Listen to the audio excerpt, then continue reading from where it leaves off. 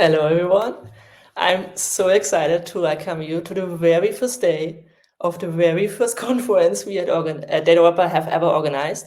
Welcome to Datawrapper Unwrapped. We planned this conference so you'll see how others are making the most out of Datawrapper. It's a space for advanced users to learn from each other, for beginners to get to the next level, and for curious people who've never heard about Datawrapper before to learn what's possible with the tool. In case you're wondering who I am, my name is Lisa. I'm the head of communications at Datawrapper. You might know me from a blog post or two. That's what I usually do. I write blog posts, but I'm also in charge of this conference. I'm in charge of Unwrapped. So yeah, if something goes utterly wrong, you can imagine me freaking out in some flat here in Berlin. But more important is like, who are you? More than 1,000 people have signed up for Unwrapped, which makes me super, super excited. And it's nice to see that you're coming from a fairly different broad range of industries. So a third of you, at least, are working in media, which makes a lot of sense. There are lots of nice data visualizations in newspapers and publications. But I'm so happy to see that so many else of you are coming also from government organizations, from research, technology, education, nonprofits. That's great to see. And you're also pretty diverse when it comes to the level of Datawrapper proficiency.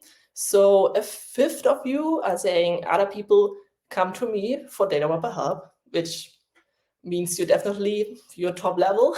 You are there. You are the Datawrapper pros. But also a fourth of you never or like only have used Datawrapper once or twice, and 20% of you have never ever used it, which is perfect because the next session by my coworker Guillermina will give you a great introduction to bring you to that I've used it once or twice level maybe. Where are you from? You're from 82 countries, but half of you are from some kind of European countries. Almost a third of you are from the USA, and then only 17% are from the other 4 continents: Asia, South America, Africa, and Australia. What do you want?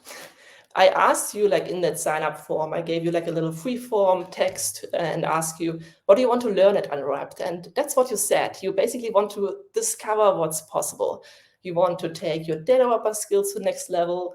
You want to see inspiration from professionals, want to get a lot of technical tips, become a more advanced user, want to learn about workflows and or more innovative ways people have been using Datawrapper.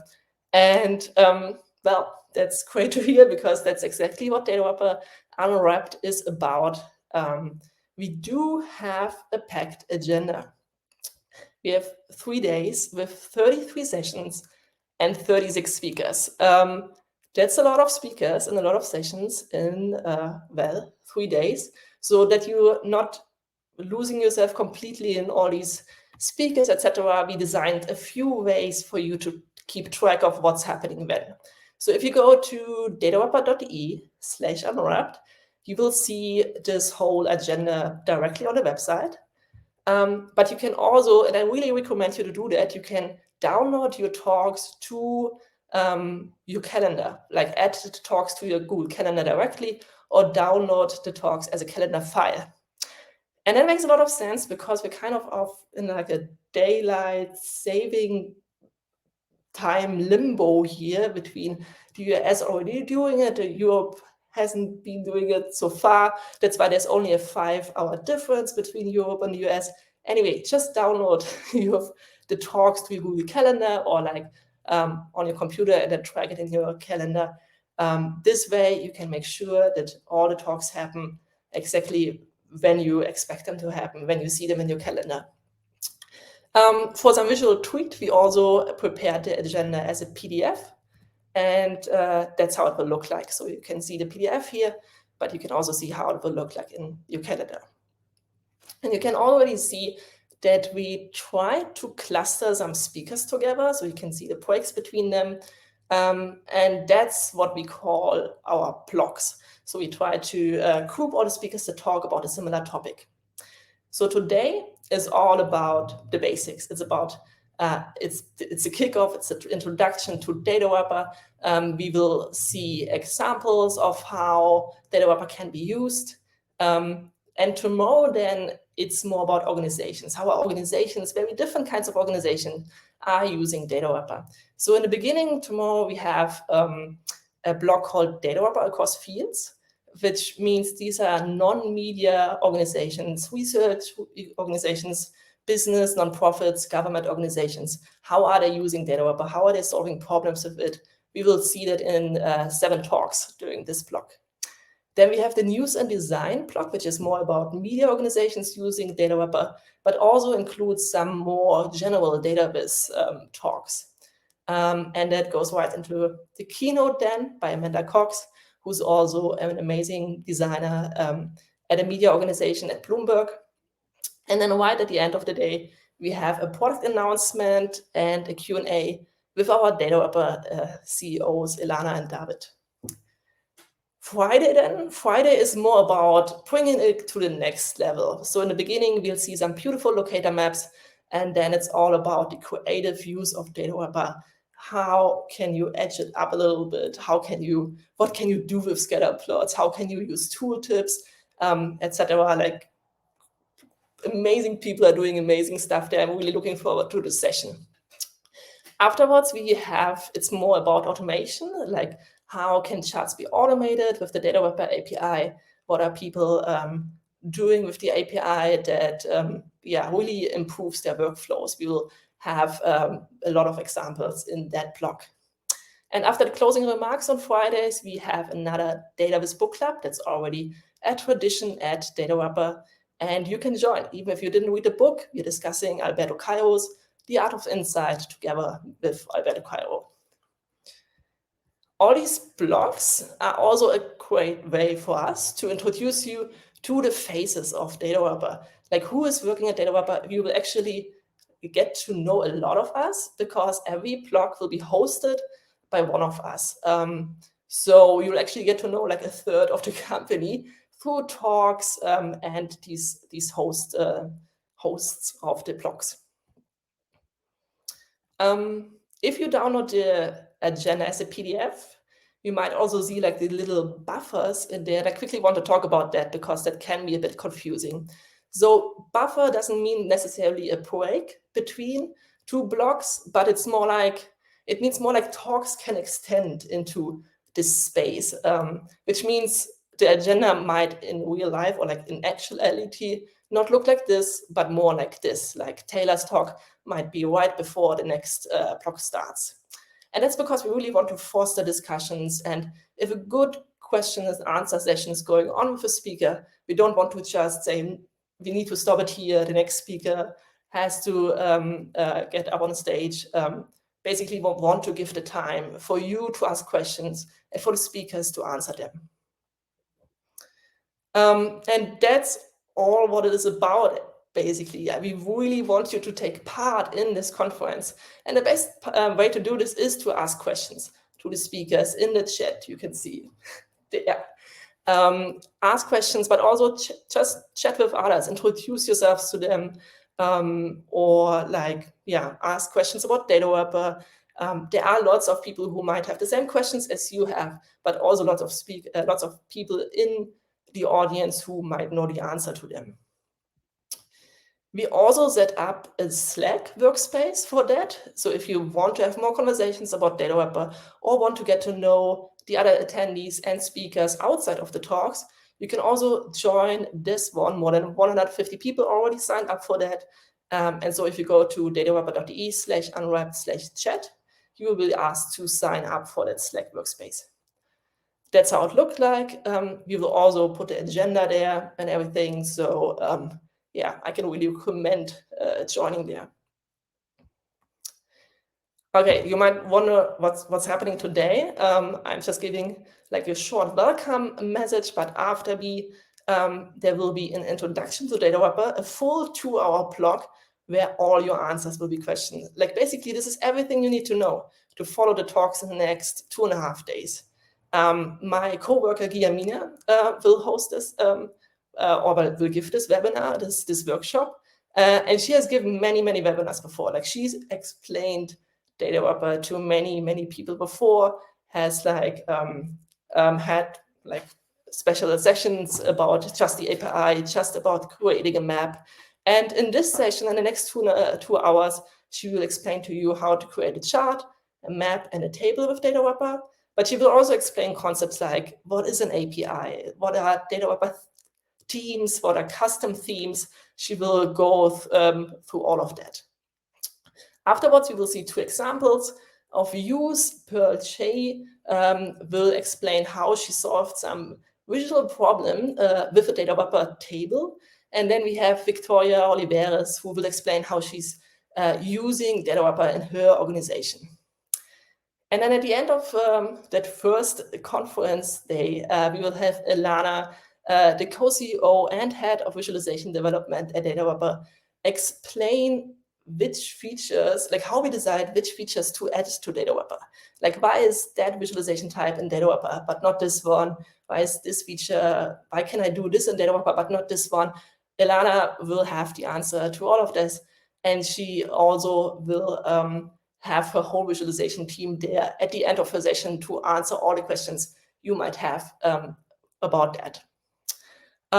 Yeah, and without further ado, I'll hand it over to Guillermina. Guillermina, please come to the stage.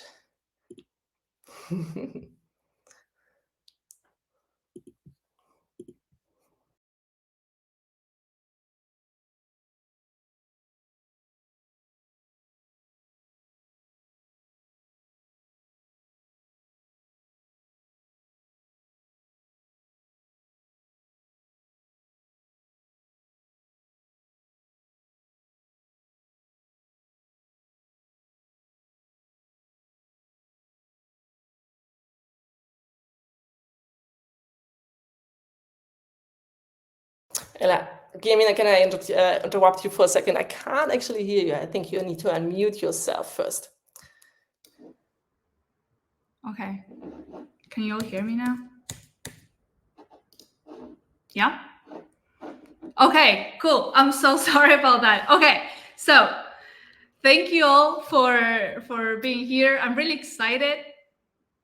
I'm really excited to give you this. I was gonna say quick, but it's actually gonna be a almost 2 hour long run through Datawrapper.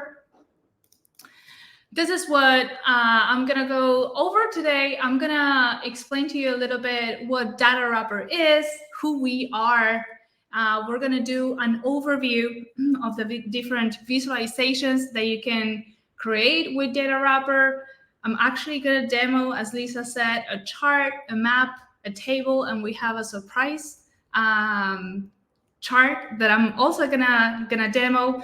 And if you've been on Datawrapper.de on our website before, you might have probably seen that Datawrapper is not only just a data visualization tool, it's a great source for data visualization, in the sense that we have lots of blog posts, articles. We have the Academy that serve as a guide to make better choices when creating data visualizations and more. So I'm gonna walk you through some other resources that we offer during the outro, and we're gonna have time also for a Q&A. But having said that, as Lisa said, if you have questions during the session, please feel free to leave them there in the chat. Okay, so my name is Guillermina.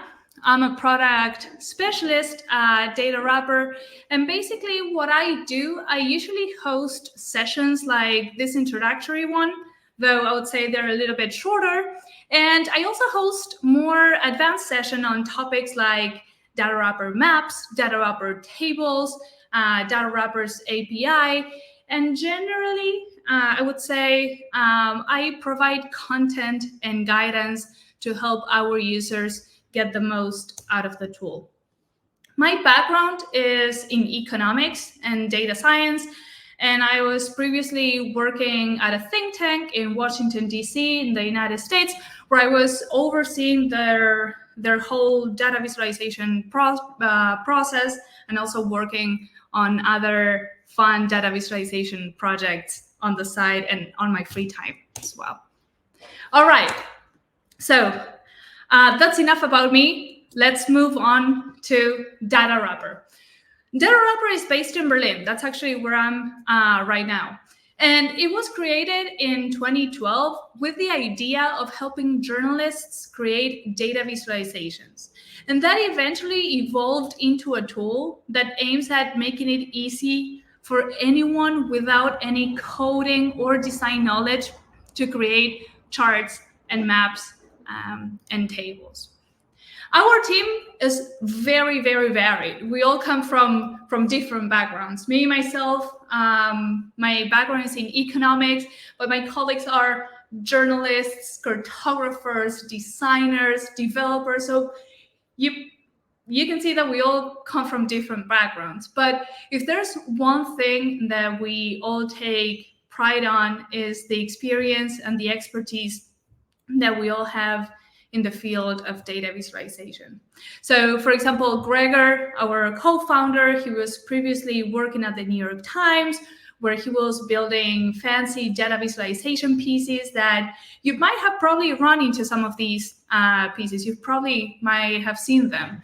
And one thing that he wanted to do is he wanted to make data visualization accessible to everyone. And that's how we got to Datawrapper. Now, Datawrapper lives on the web, so you don't need to really download anything. You can go to Datawrapper.de, you click on Start Creating, and then you can start creating a chart, a map, or a table without the need of signing up.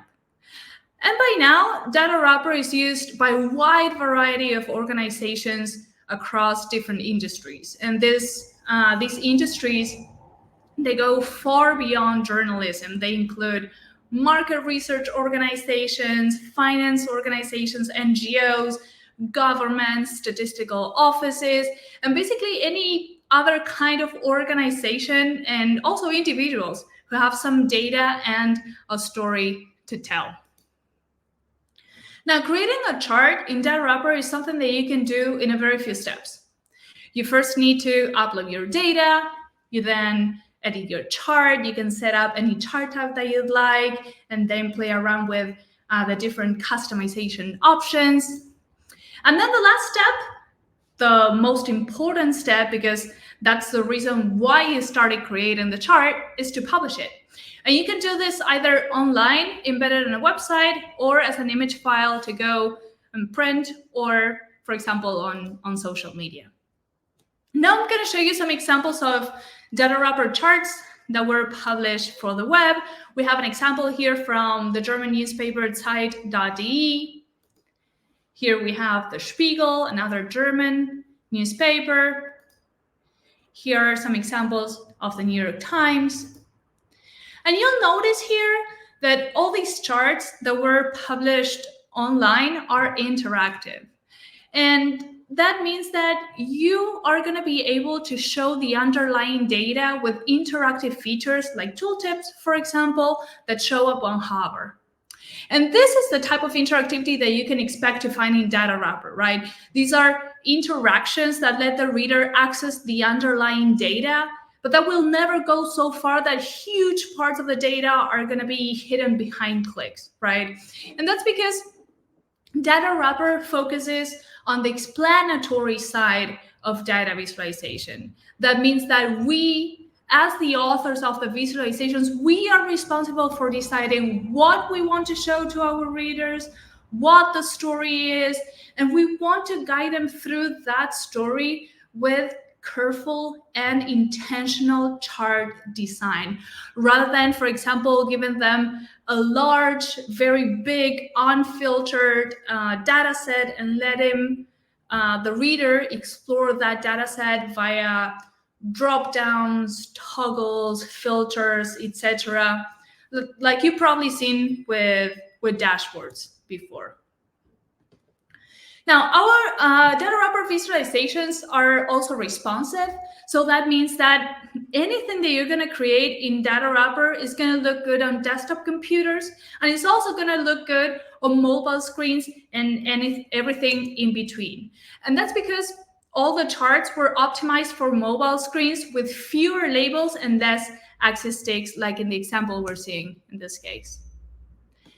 And Datawrapper also supports dark mode. So let's say that your charts are embedded on a website that has a dark mode options. Your charts can automatically switch to dark mode for better readability. Now, Datawrapper visualizations can also be customized to your house style. What does that mean? You might be noticing how the styling of these charts is different from each other, right? Some have different fonts, some have different background colors, different color palettes, and that's made possible by the design customization and branding that we offer as part of our paid plans. So that the charts that you create in Datawrapper, they fit into your content and they don't look like they were created with a third-party tool.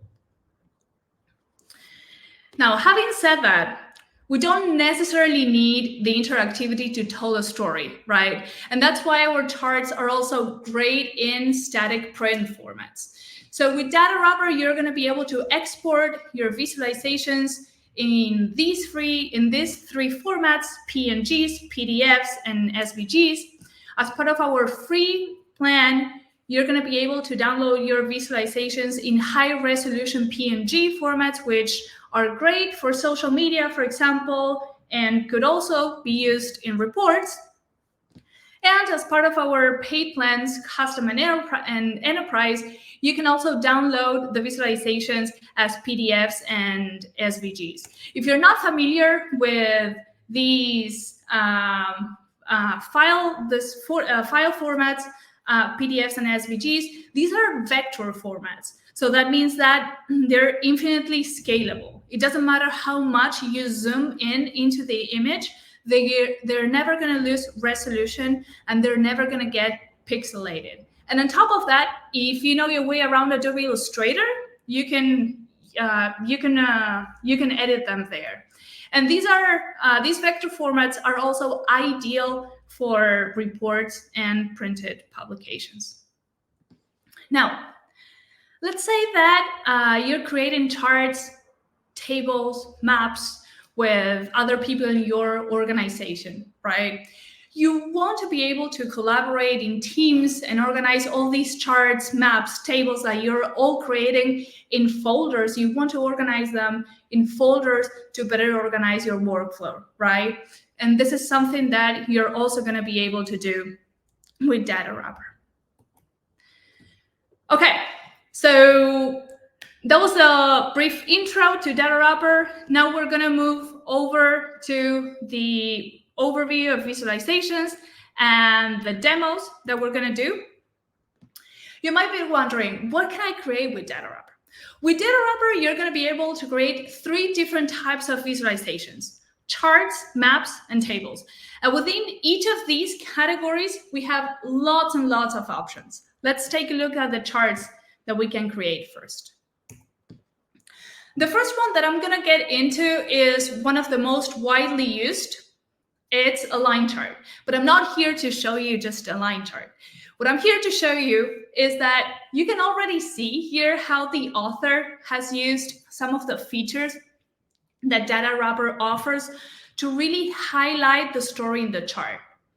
So for example, you can see that the text annotations in the chart are being used to label the lines, and the colors and the widths of the individual lines have been customized to draw the attention to the rise and fall of cigarette consumption in a selected few countries, with an extra emphasis that's being put in the United States with that red color and with that thicker line.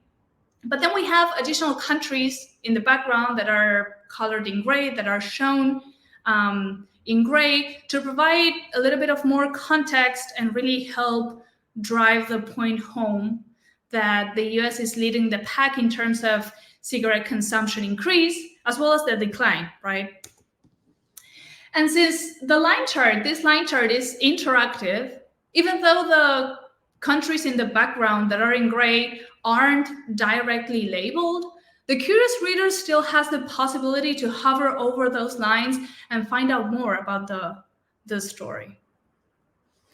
Now, this is a bar chart, or I would say more specifically, a stacked bar chart.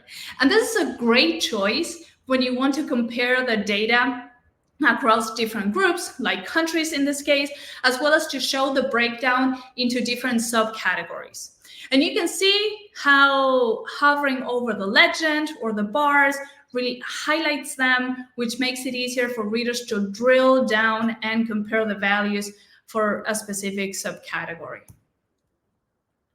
And here we have a dot plot. And dot plots, I would say they're a little bit less widely used, but they're really useful if you have ranges of data or data that is closely clustered together, but don't necessarily start at zero, like rating for movies in this case. And another way of visualizing parts of a whole are pie or donut charts. Here we have multiple donut charts, and you're also going to be able to create multiple pie charts. And these work great when you want readers to be able to compare the situation across different categories or groups, like countries in this case. Now, let me introduce you to scatter plots, probably my favorite visualization ever. Why? Because they're very versatile in the sense that they let you show a lot of different dimensions of your data. So for example, here we have the X and Y axis, which represent the GDP per capita and life expectancy. But beyond that, you can see how the author has visualized even more aspects of the data using other visual attributes, right? For example, color has been used to represent the continents, the different countries that are being shown there on the scatter plot belong in. And then the size of the symbols is mapping the populations of the countries. And I would say this is a very powerful chart type because you can represent a lot of information in a very little space. And all these layers of extra information that we can add to scatter plots, they give the reader a little bit of more insight and information into the data. And I'll say that scatter plots are very versatile. Why? Because here we have one that looks totally different. So you can see in this case that the author didn't work with the color or the size of the symbols at all, but instead, this was made by Lisa, but instead Lisa created these 4 quadrants that we see in green, in orange, in yellow, to reveal the countries where women have more or less maternal leave and the rates for paid maternal leave. And since scatterplots, basically what they do, they give you full control over the position and coloring of the elements. That flexibility means that you can get really, really, really creative with them. And we've seen our users use them in all kinds of unexpected and creative ways, from creating timelines, like in some of the examples we are looking at, to create data art, like the one at the top right that shows the girl with the pearl earring. That's a painting by Vermeer. Now, our latest addition to the chart family. If you've ever tried to build a line chart with more than 5, 6 or so series, you know that it can quickly become unreadable, right? But here's where multiple lines come to the rescue, because multiple lines, they allow you to solve this problem by basically splitting up the data into separate panels instead of a single plot. And Datawrapper multiple lines They're also very versatile in the sense that, for example, you can use text annotations in them. You can also use highlight ranges, lines. You can also highlight a certain line and have the rest in the background in gray. And you can repeat the same line across all different panels. Now, those were some examples of the charts. Now we're going to move over to the tables. And tables are also versatile. So they let you show a lot of data. They offer lots of different customization options, and they do a really good job at highlighting certain information. So basically with the tables, you're going to be able to color certain rows and columns to highlight specific information. Or maybe you want to color cells by category. And this is really nice this is a really nice way to visually guide the reader through the data and really make your point. And another cool feature of tables is that you can put mini charts within the tables by column. So if you have a big block of numbers, it's nice to sometimes visually break that up for comparison and easy reading with a bar chart, for example, or a mini line chart. So in this example on the right, the table shows the different rates of COVID in different areas of Germany. And each of these tiny charts has the same time range, right? So you're going to be comparing apples to apples visually, and it's really visually accessible with those little line charts. You're also going to be able to insert images into your Datawrapper tables, which is nice if you have, for example, a table with information of different countries. You're going to be able to add, for example, the flags of those countries. You can also add logos or photos that you'd like to show. And it's also another way to add a little bit of more visual engagement to the table. And tables can also be used to create heat maps. So the way that works is that you can configure the cells to be colored according to a value in them. And then it's up to you if you still want to show the underlying value, like in the example at the bottom right, or if you want, you can let the colors speak for themselves, like in the table that shows the life expectancy at birth. And I think heat maps can be a good way to show a lot of tabular data in a very compact and visual way. And finally, the last feature of tables that I want to call out is that you can make your tables searchable, which is very helpful for big data sets. So in this case, this table has a lot of entries from the 50 states in the United States. So being able to search up individual states and get the information from those states becomes really helpful. All right, so that was the overview for the tables. Just a quick reminder, I also do, if you're very interested in tables, I do a deep dive into tables, and we're going to be announcing these public webinars during the next month. Okay, so we're going to move over to the maps now, the last type of visualization that you can create. And with Datawrapper, you're going to be able to create basically 3 types of maps: choropleth, symbol, and locator maps. We're going to take a look at the choropleth maps first. This is a typical choropleth map. And I'm sure you've seen such maps before that encode a value per region with colors. So election maps, for example, I would say they are almost always choropleth maps. And choropleth maps are great for showing geographical patterns and also for showing geographical trends. Now, if instead of data for specific regions, you've got data for specific locations, like, for example, schools in a city, polling stations in a city, then a symbol map is going to be a great option for you. Because Symbol maps, they allow you to plot arbitrarily as many symbols at different locations, right? And in a similar fashion as scatter plots, you can optionally add extra layers of information through the size and colors of the symbols.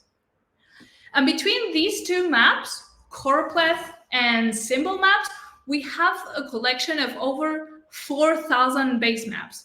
And all these different base maps, they show different administrative boundaries. Now, if none of the administrative boundaries in our collection suits exactly what you're looking for, you'll also have the option of uploading a custom base map through a JSON file, right? Now, if you still cannot find the map that you're looking for, you're just more than welcome to reach out at support@datawrapper.de. We'll run your request to our cartographers, and we'll be maybe more than happy to add it to the collection. Now, the last kind of map that you can create with Datawrapper are locator maps. And locator maps are a little bit different. Some people would say that they are not data visualizations per se, but more of a tool to provide content on where something is located or where something happened. Like, for example, events within a city. And as you can see, locator maps can be 3-dimensional, and you can point to markers with little arrows. They're very versatile in the sense that they can be used to tell lots of different stories. And as you can see, all these examples they all look quite different from each other, but they were all created with Datawrapper locator maps, which gives you a sense of how flexible the design options are with the locator maps. Okay, so those are the 3 different types of visualizations. Now we're going to move over to the demos, and we're actually going to get our hands on some data.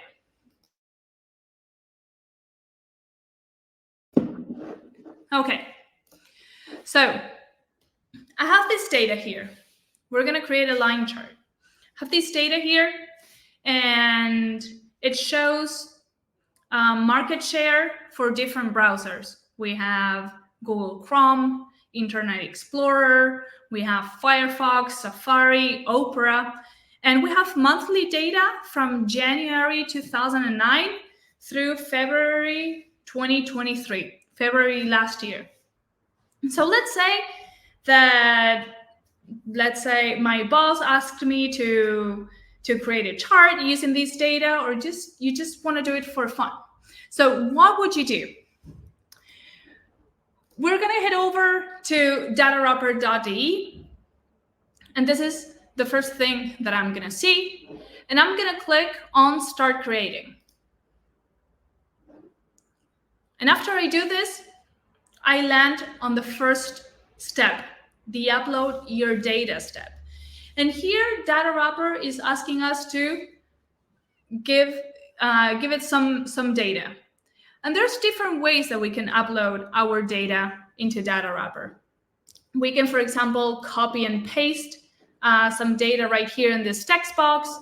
We can upload a CSV file or an Excel file and choose the sheet that we want to import. We can connect, for example, a Google Sheet, which basically would mean that we'll have to paste the URL to the Google Sheet. If you're doing this, please remember to enable the sharing settings on your Google Sheet. Alternatively, we can also use the link external data to upload our data into Datawrapper. And this way of uploading data is commonly used for live updating visualizations, and which we have lots of articles in our academy for that. Now, let's say that you don't have data. We do have here at the bottom some examples of data sets that you may use just to get started with Datawrapper and see what you can do with it. But in our case, we do have data. So what I'm going to do, I'm going to copy and paste my data right here, and I'm going to click on proceed. And once I do that, I get to the check and describe step. And this step is the first time that we're seeing our data in a tabular form, in the form of a table. I also see that Datawrapper has colored some columns in green and blue. That means that Datawrapper is interpreting our type of data in each column. So for example, you'll see the dates that are being colored in green, numerical values. The columns with numerical values are going to be colored in blue. Had we had text, that would have been colored or shown in black. And of course, red always means that there's a problem. So it means that there's an error in our data that needs to be fixed. Now, there are no errors in my data. So what I'm going to do is I'm going to click on proceed. And here I'll get to the visualize step, the third step. And here, this is where I'm going to see my data in a visual form for the first time.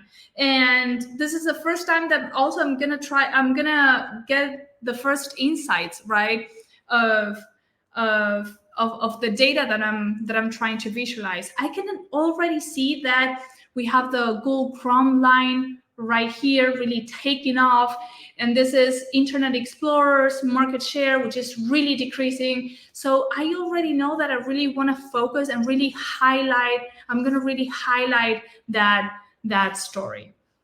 And one thing that I want you to note here is that what you can expect when you're on the visualize step is that Datawrapper is always going to split your screen into two.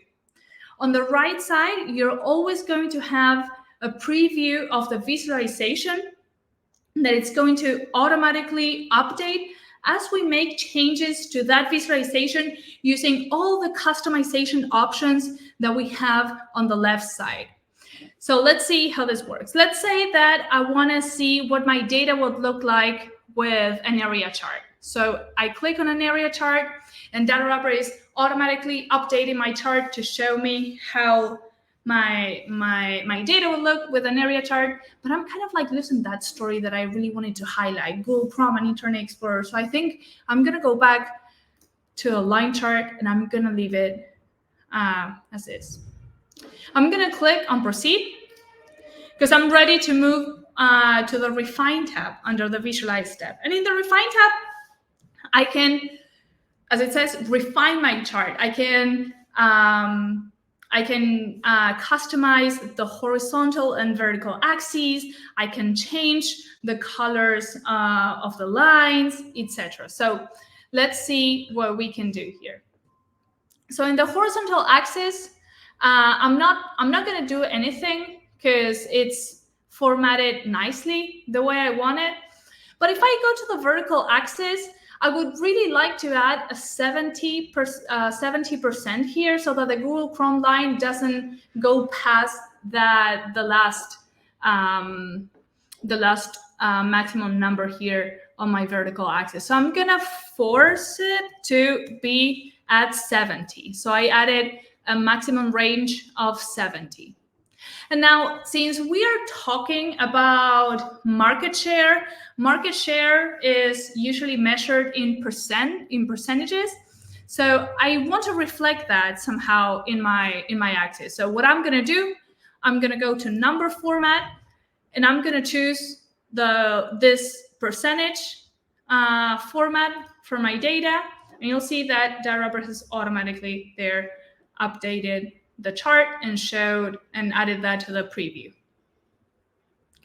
Now, if you remember when I was showing you the example of the line chart, the first one that I showed you, the author of that chart, I was telling you that was using colors in their favor to really highlight the story. And this is something that I think I'm going to replicate. And this is an idea that I'm gonna bring into this chart that I'm building.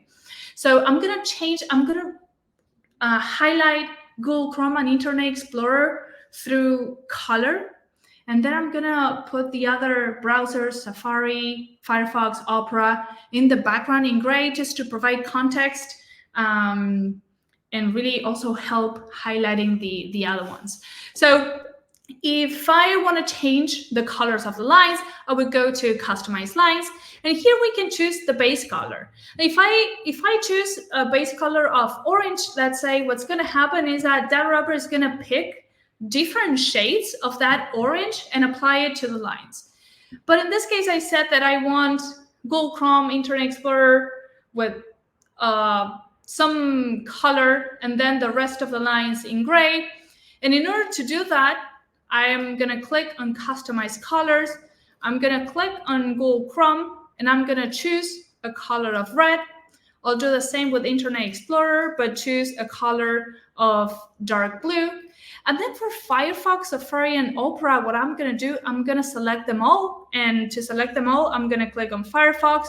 I'm going to press the Shift key on my keyboard. I'm going to click on Opera, and you'll see that all these three browsers that I'm selecting, now I'm going to have them in gray, in a lighter gray. Lighter, there, great. But I can also use the thickness of the lines to really highlight this story. So I'm going to increase the width of Internet Explorer and Google Chrome's line, and I'm going to do the opposite for the rest of the browsers. Good.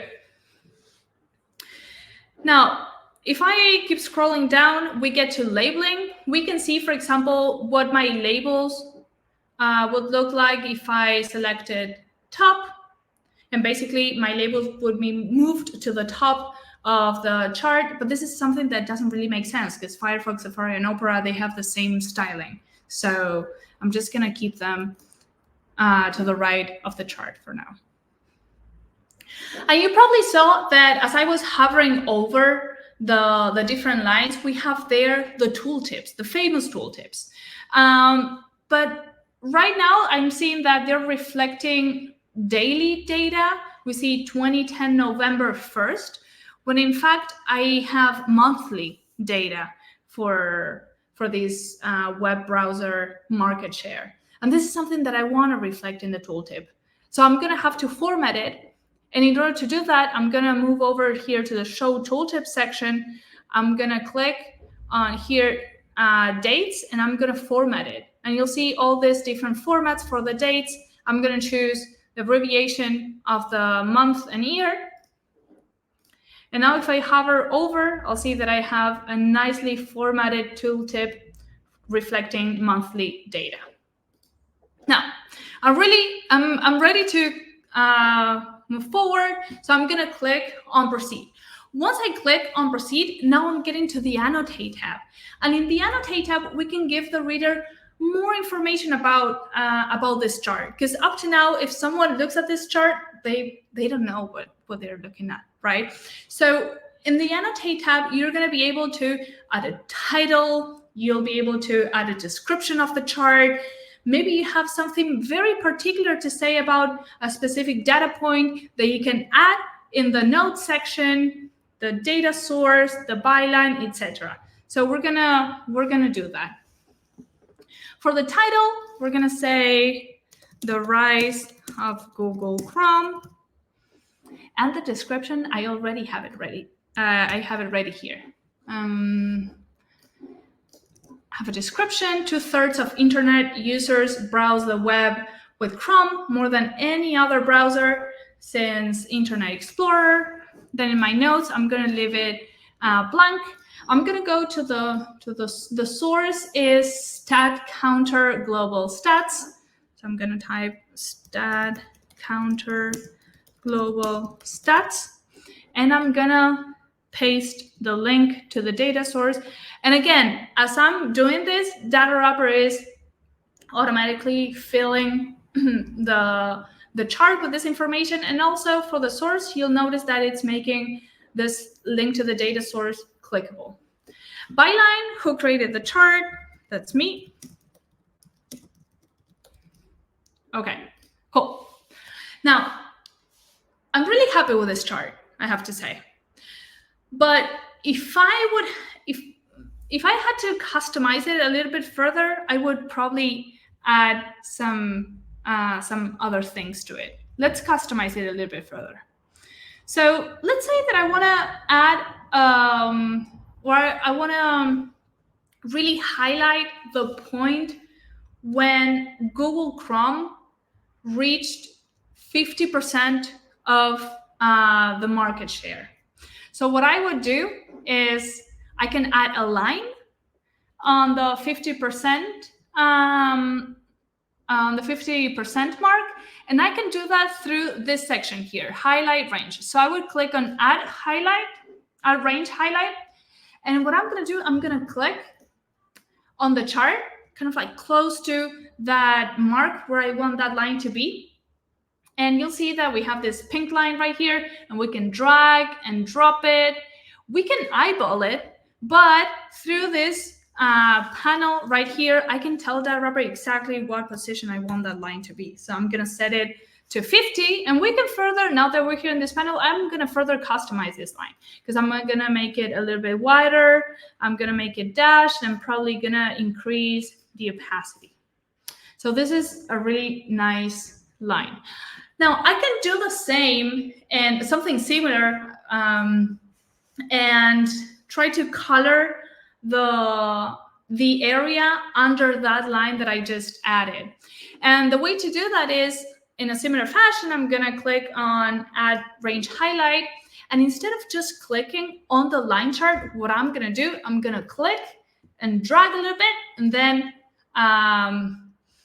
and you'll see that we have this range right here that, again, we can customize it through this panel section right here, and we can tell Datawrapper that I wanted to start at 50 and I wanted to end at 0. And you'll see that we have now the area under that line that's being colored. We need to tell now our readers why we are coloring and adding all these new elements, right?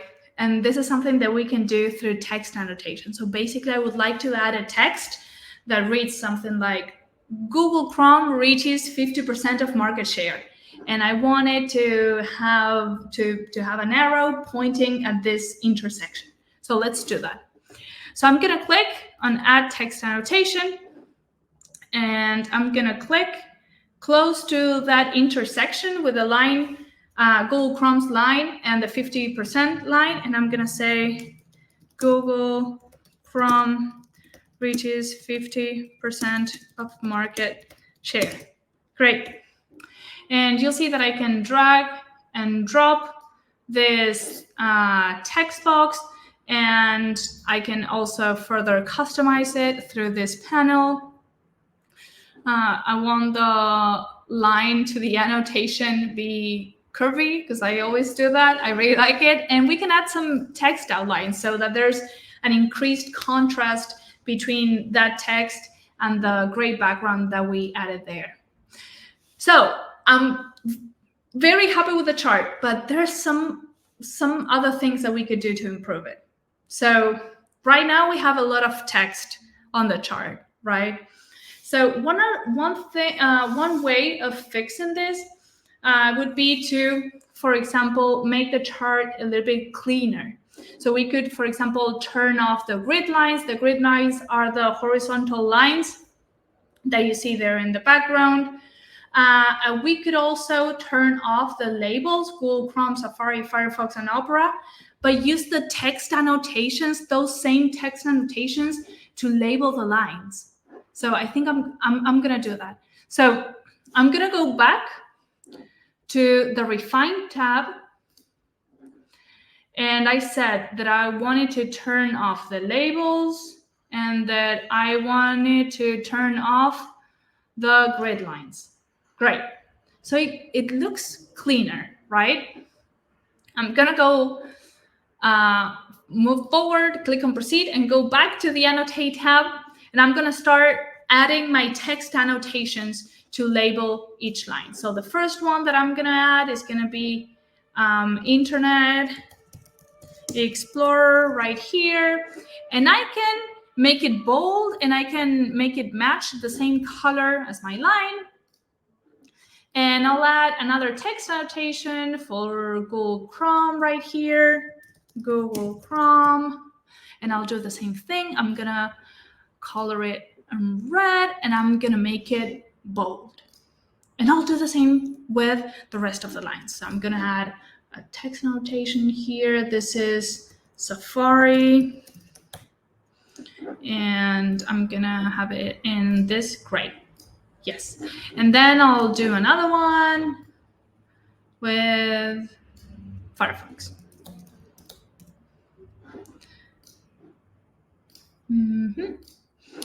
And I'll do another one. This is Opera. I don't think I've ever used Opera before. Okay, cool. So we have our text annotations. Yeah, right there. So it looks much cleaner, right? I think I really like the way it looks. Okay, so I'm gonna walk you through.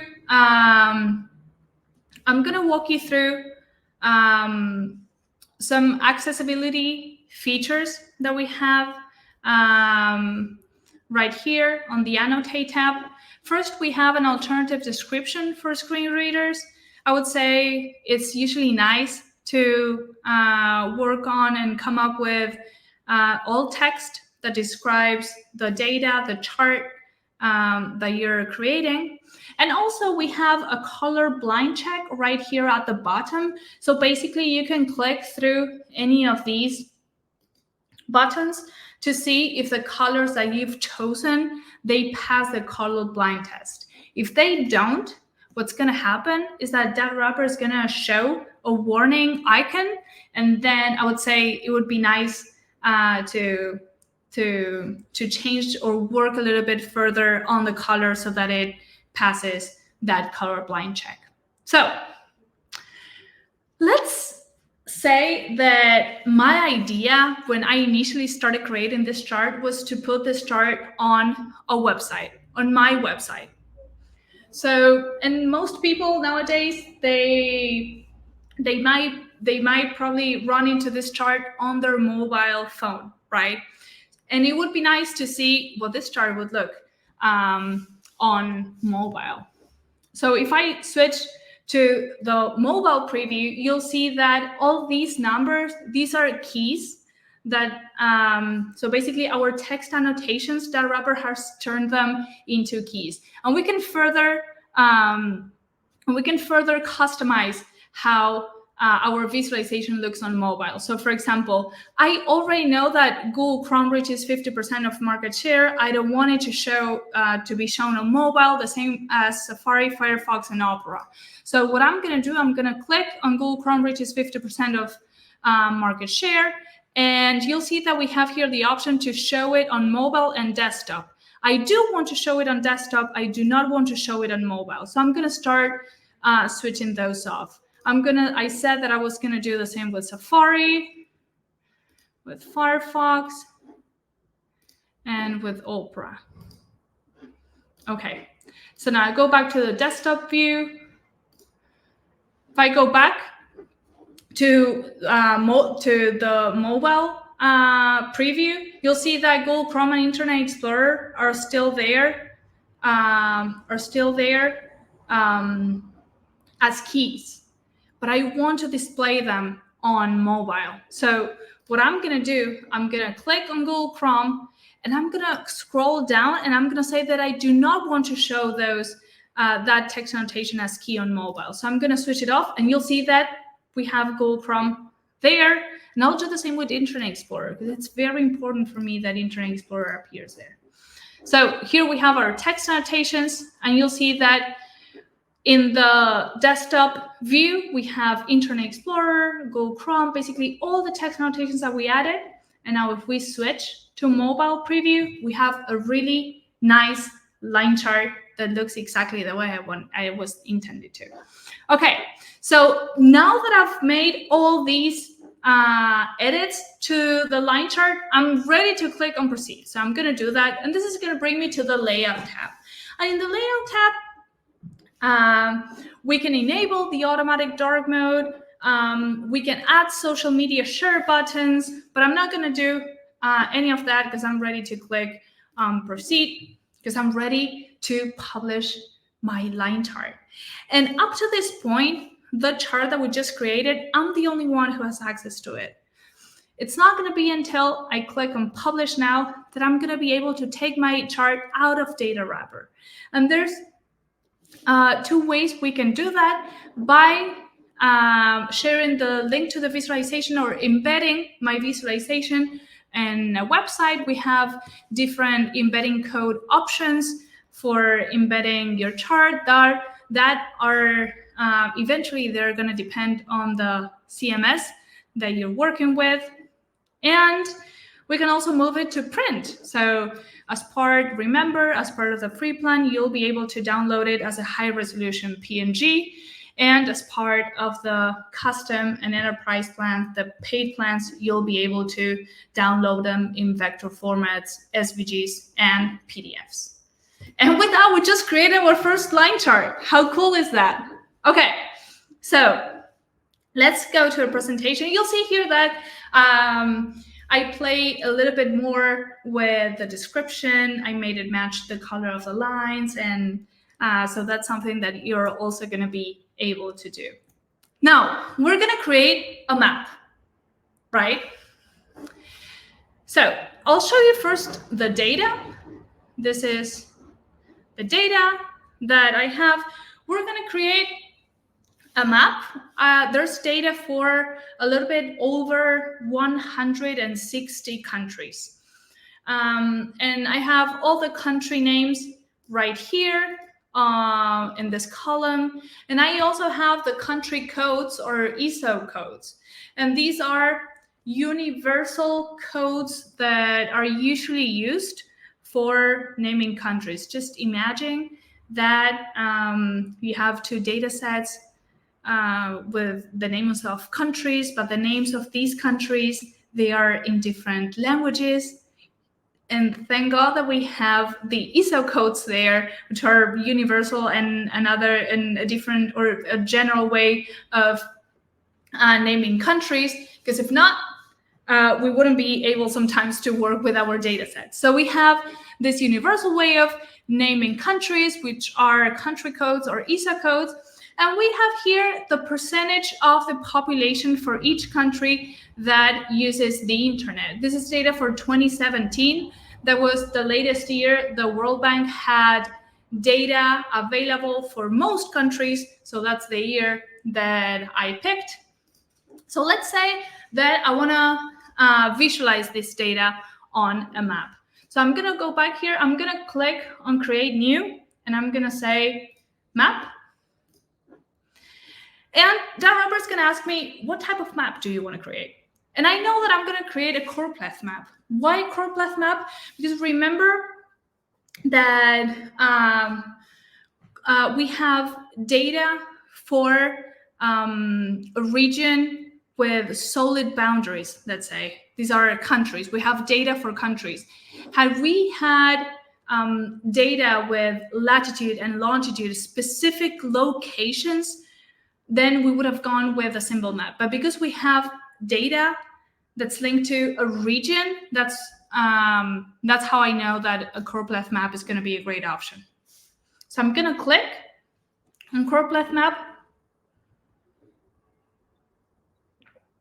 And you'll see that the first step doesn't look like the line chart that we were building before, right? And this is something that you can expect in Datawrapper. So the steps and also the customization options are gonna vary, are gonna be different depending on the type of visualization that we're working with, and also depending on the type of chart, for example, that we're working with. I mean, for example, in the case of maps, the customization options for choropleth maps and symbol maps might look a little bit different. The same way that you can expect that the customization options for a line chart and a pie chart might look a little bit different. So because now we're creating a map, that's why our steps look different. So the first step in our map creation is to select the map. And remember that I was telling you that we have a collection of over 4,000 base maps. This is what I mean. So for example, so you'll see them all listed here. So let's say I come from Argentina. So let's say that I want to create a map of Argentina. What I would do, I would type Argentina, and Datawrapper would show me all the available maps for Argentina. Now, if we cannot find the map that we want to work with, we can always select the upload map option, which you can do with a JSON file. And again, if you cannot find the map that you're looking for, you're more than welcome to get in touch with us. So in this case, we do have the map that we want to work with because it's the world map. So I'm going to select that one and I'm going to click on proceed. And the second step here, it's going to be the add your data step. And the ways of uploading my data are going to be the same as with the line chart. So we're going to be able to upload a CSV file or an Excel file or just a sheet that we want to import. We can copy and paste our data here, connect a Google Sheet, link external data. And in our case, we do have the data again. So what I'm going to do, I'm going to copy it and I'm going to paste it here. And I'll click on this arrow and see that Datawrapper has interpreted my data correctly.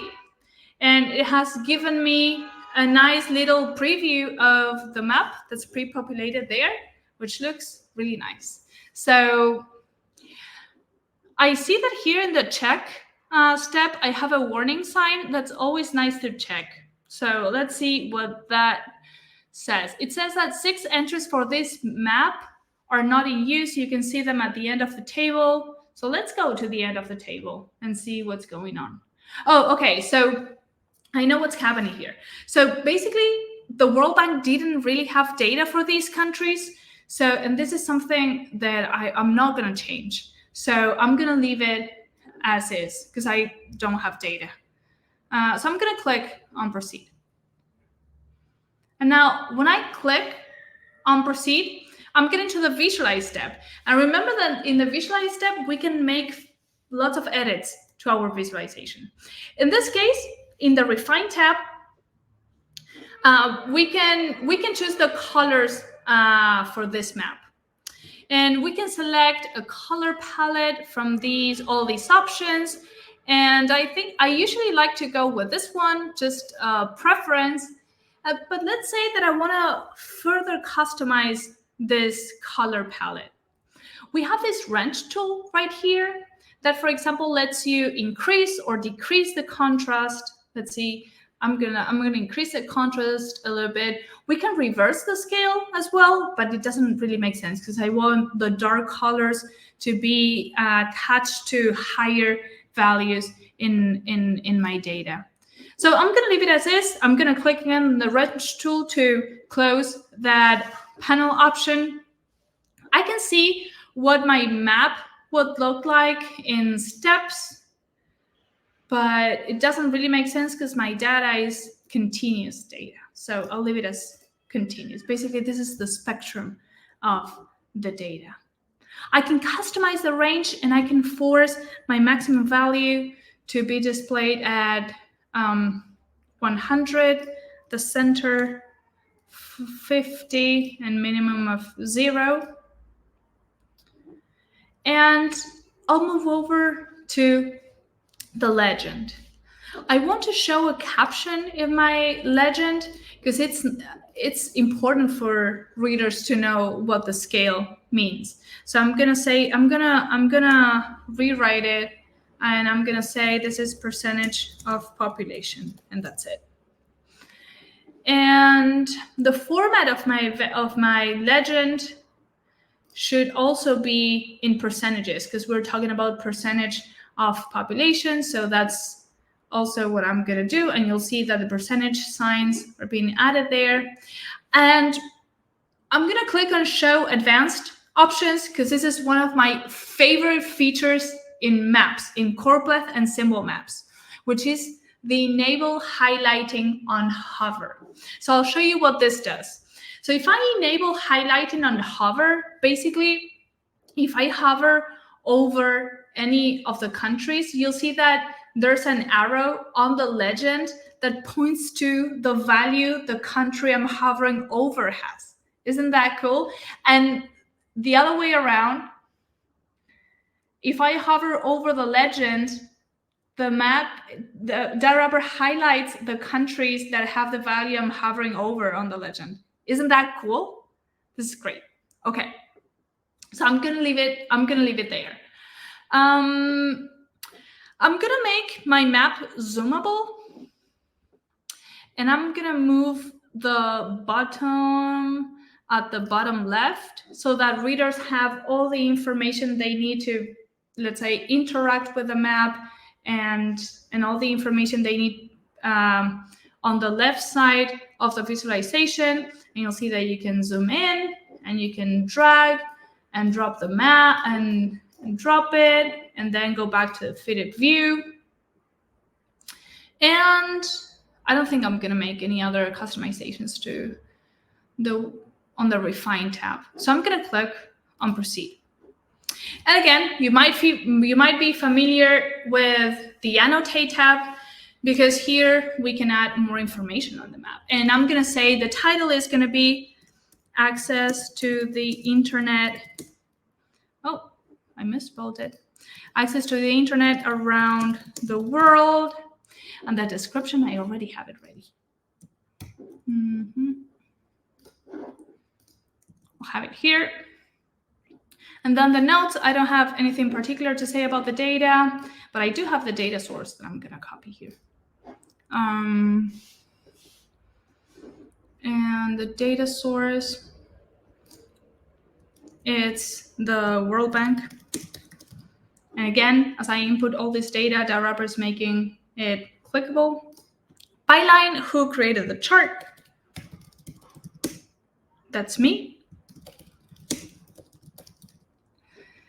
And again, the alternative description for screen readers, always nice to add one or come up with one.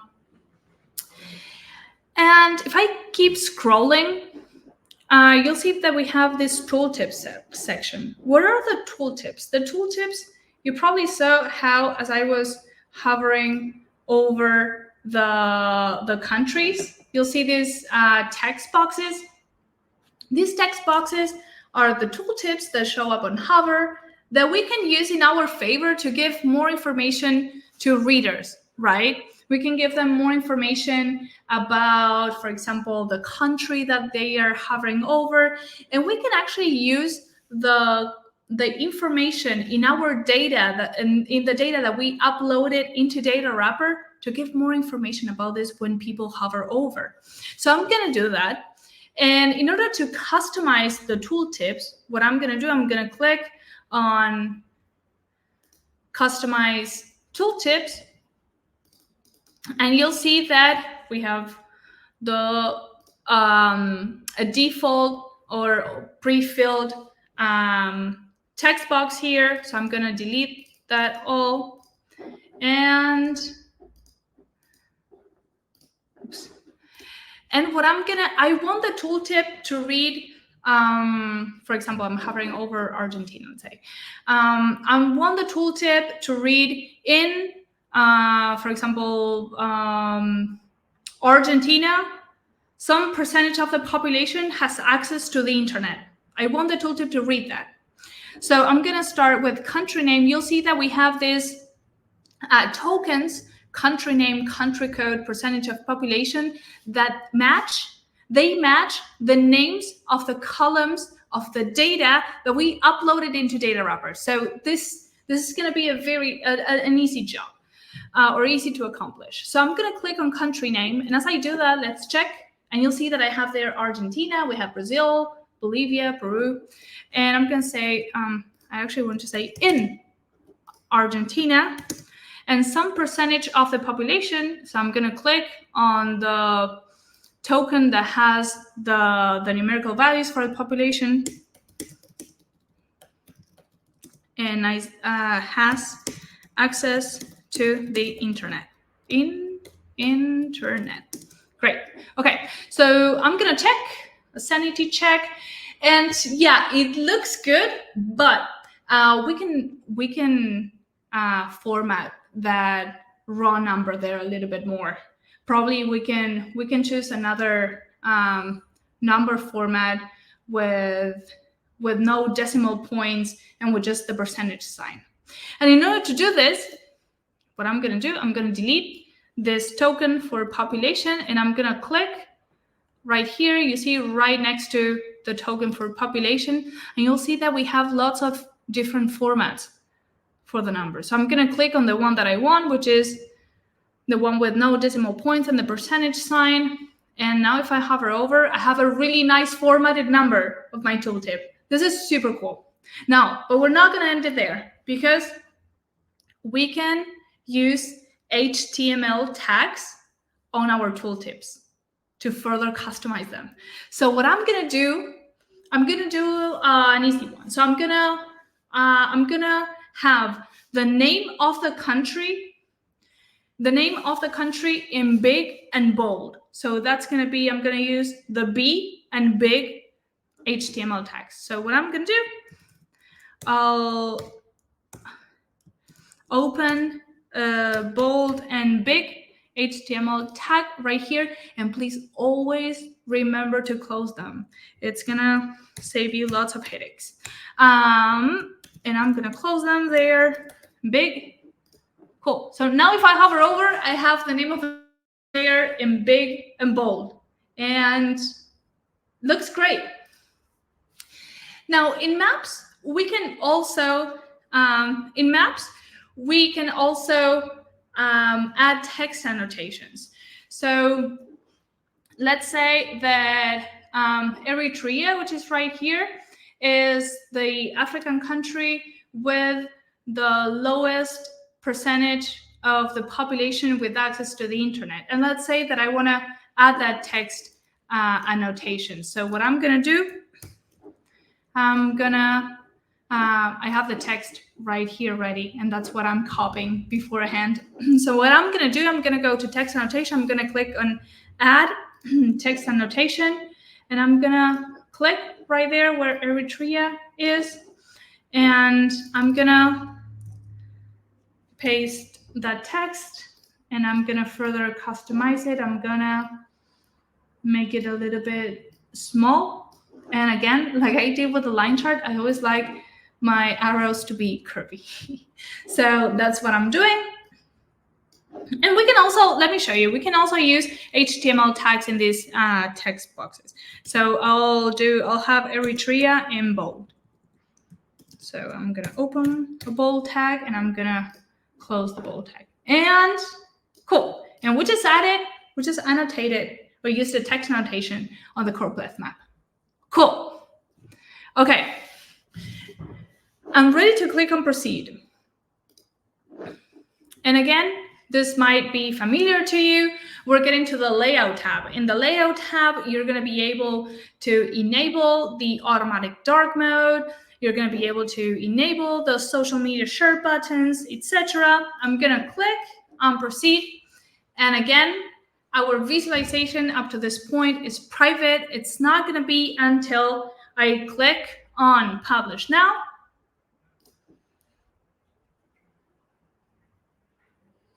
That Datawrapper is going to share with me the link to the visualization and the embedding code so that I can embed my map on a website, and also give me the options of downloading my visualization as a high-resolution PNG format. Again, remember, under the free plan, and in vector files, PDF, and SVGs as part of the paid plans. Okay, so we've done a line chart map. Now it's time for the tables. So I don't know if you follow soccer. I personally don't. But I wanted to make a table with this data that I found. It shows goals, total of goals scored by European soccer teams over time, starting in 2002 and going through the season of 2023. And there's data on lots of these teams, and I have them classified by region, and we have the goals over time, total goals that I've calculated, and the average goals per season. So let's say that we have this data, and we want to create this table in Datawrapper. So what I'm going to do, I'm going to go to my Google Sheet where I have my data, and you'll see that I have the name of the team, I have the region that team belongs in, and then I have the data over time with the goals scored for each team from 2002 through 2023. So let's create a table with this data. I'm going to go to create new. I'll select table. And the steps might look familiar to you because we're back in the first step, the upload your data step. And here I do have the data ready. So what I'm going to do, I'm going to copy and paste my data in this text box right here. And I'm going to click on proceed. And again, we are seeing our data in a tabular form. And you'll see it now for the first time because we have text in our columns, in the first two columns, team and region, that Datawrapper has interpreted that data as text. So that's why we're seeing it in black. The rest of the columns are numerical columns, so we're seeing those colored in blue, right? Okay, so let's click on proceed. And I'm going to get now to the visualize step. And under the refine tab, where we, again, Datawrapper is splitting the screen into two. On the right side of the screen, you're always going to see a preview, in this case, of the table that's going to automatically update that preview as we make changes using all the customization options on the left side of the screen. So the way that we're going to customize this table, or the way that the different customization options for tables are grouped, the logic that follows is the first part of the customization options are going to be for customizing, let's say, the general look of the table. Then we're going to move over to customizing the columns. After the columns, we're going to customize the rows. After customizing the rows, we're going to customize the header. So that's basically, in very general terms, the logic that Datawrapper follows when customizing tables. Remember, the general look of the tables, the columns in the table, the rows in the table, and the header in the table. Okay, so we're going to start with customizing the table, and we have the general look of the table, and we have here we can choose how many rows to show per page. We can customize this number, and you'll see that I modify this number. We have the pagination right here with this arrow that lets me see or scroll through or click through the different pages in my table. We can increase the rows per page, and the pagination will go down. We can decrease the rows per page, and the pagination will go up. Do I want to make my table searchable? Yes, I do want to make it searchable, because I want people to be able to look up their team if they have a favorite team. I want to stripe my table. So when I stripe my table, I'm making it easier for readers to skim through the table because it adds every other row a very light gray background that helps with better readability. I can also choose a compact layout for the table just so it doesn't take a lot of space. And for now, I'm going to leave these options as is. Now, we're going to move on to customizing the columns.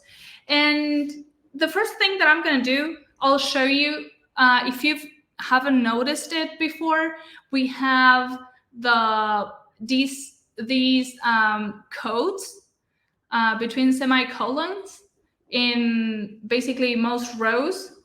These are country codes that I manually added when I was working with this data. I manually added these country codes that are going to let me turn them into flag icons.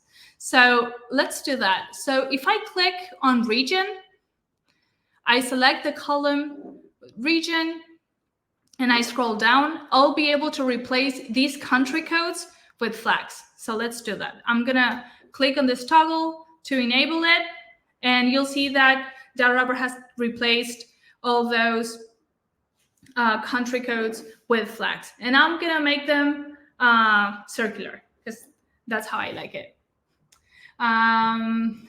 Okay. Now, if you remember when we were doing the overview for tables, I was telling you that we can make, if we have a big block of numbers, in this case, the total goals scored over time starting in 2002 until the season of 2023, we have all these data, overtime data, that it doesn't really make sense to visualize it and just leave it there in those separate columns.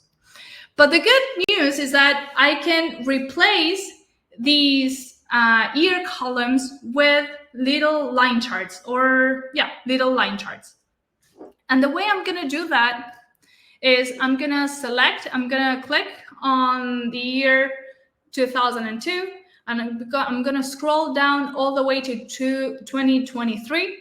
I'm going to hold my shift key on my keyboard, and then I'm going to click on 2023. This is to select all years, all the columns that I want.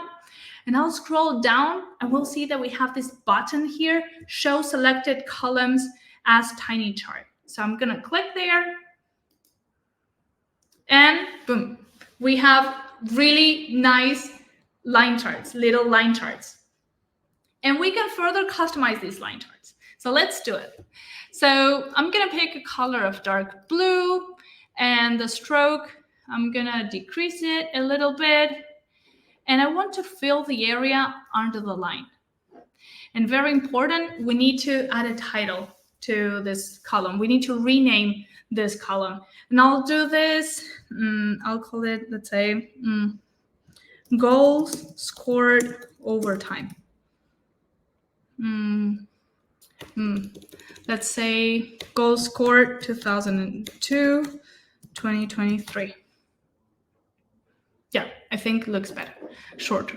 Okay, so now that I've renamed my column, you'll see that it's visually more accessible now to have those little line charts within the table showing that over time data, right? And in the same way, something similar we can do with average goals per season and the total goals column, right?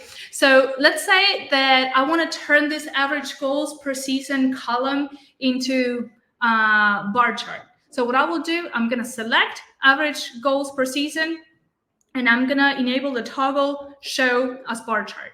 And once I do that, the numbers, they turn into really nice little bar charts. And we can further customize these bar charts. We can play around with the style. We can have it in a slim style, but I'm gonna leave it in normal. I'm not gonna do a background. I'm not gonna add a background, and I'm gonna have them in dark blue to match the same color of this little line charts. And I'll do the same with total goals.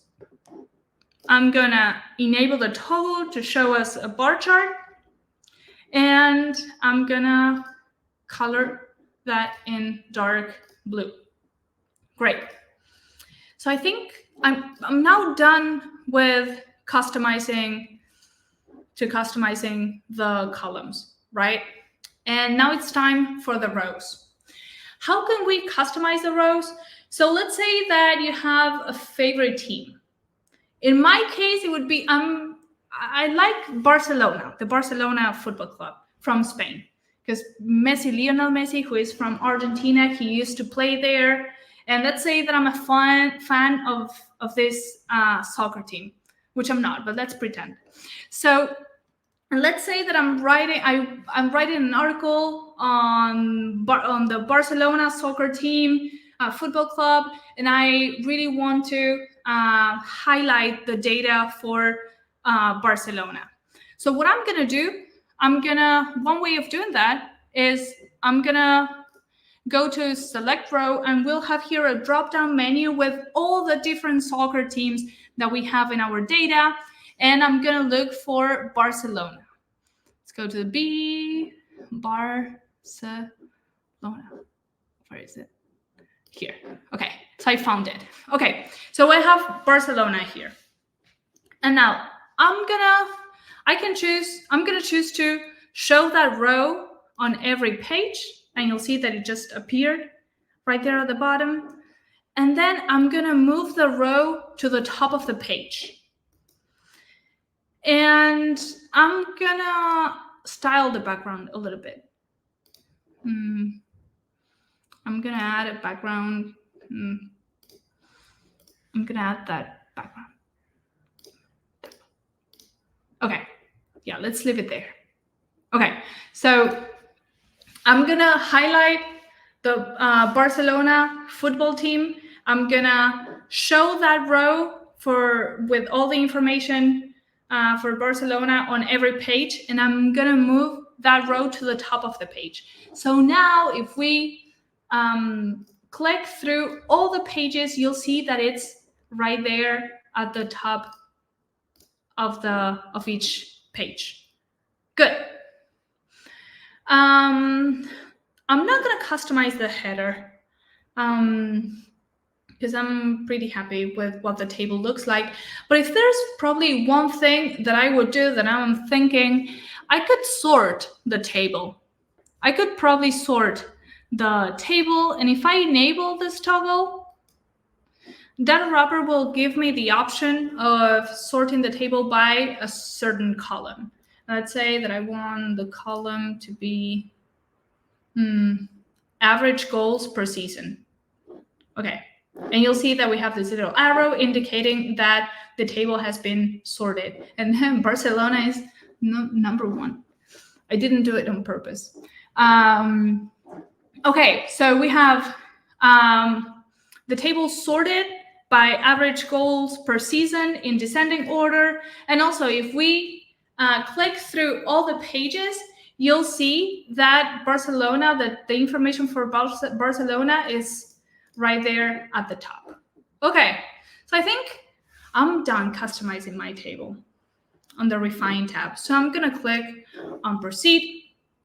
And again, here's, we get again to the Annotate tab, where we can add more information about what the visualization, this table is about. So I have all my information here on the Google Sheet that I'm gonna paste. So for the title, I have, how did your favorite soccer team do? For the description, I have a description that basically describes a little bit more in depth the data. This table shows goals scored by each European soccer team over time, average goals per season, and total goals. I do have some notes.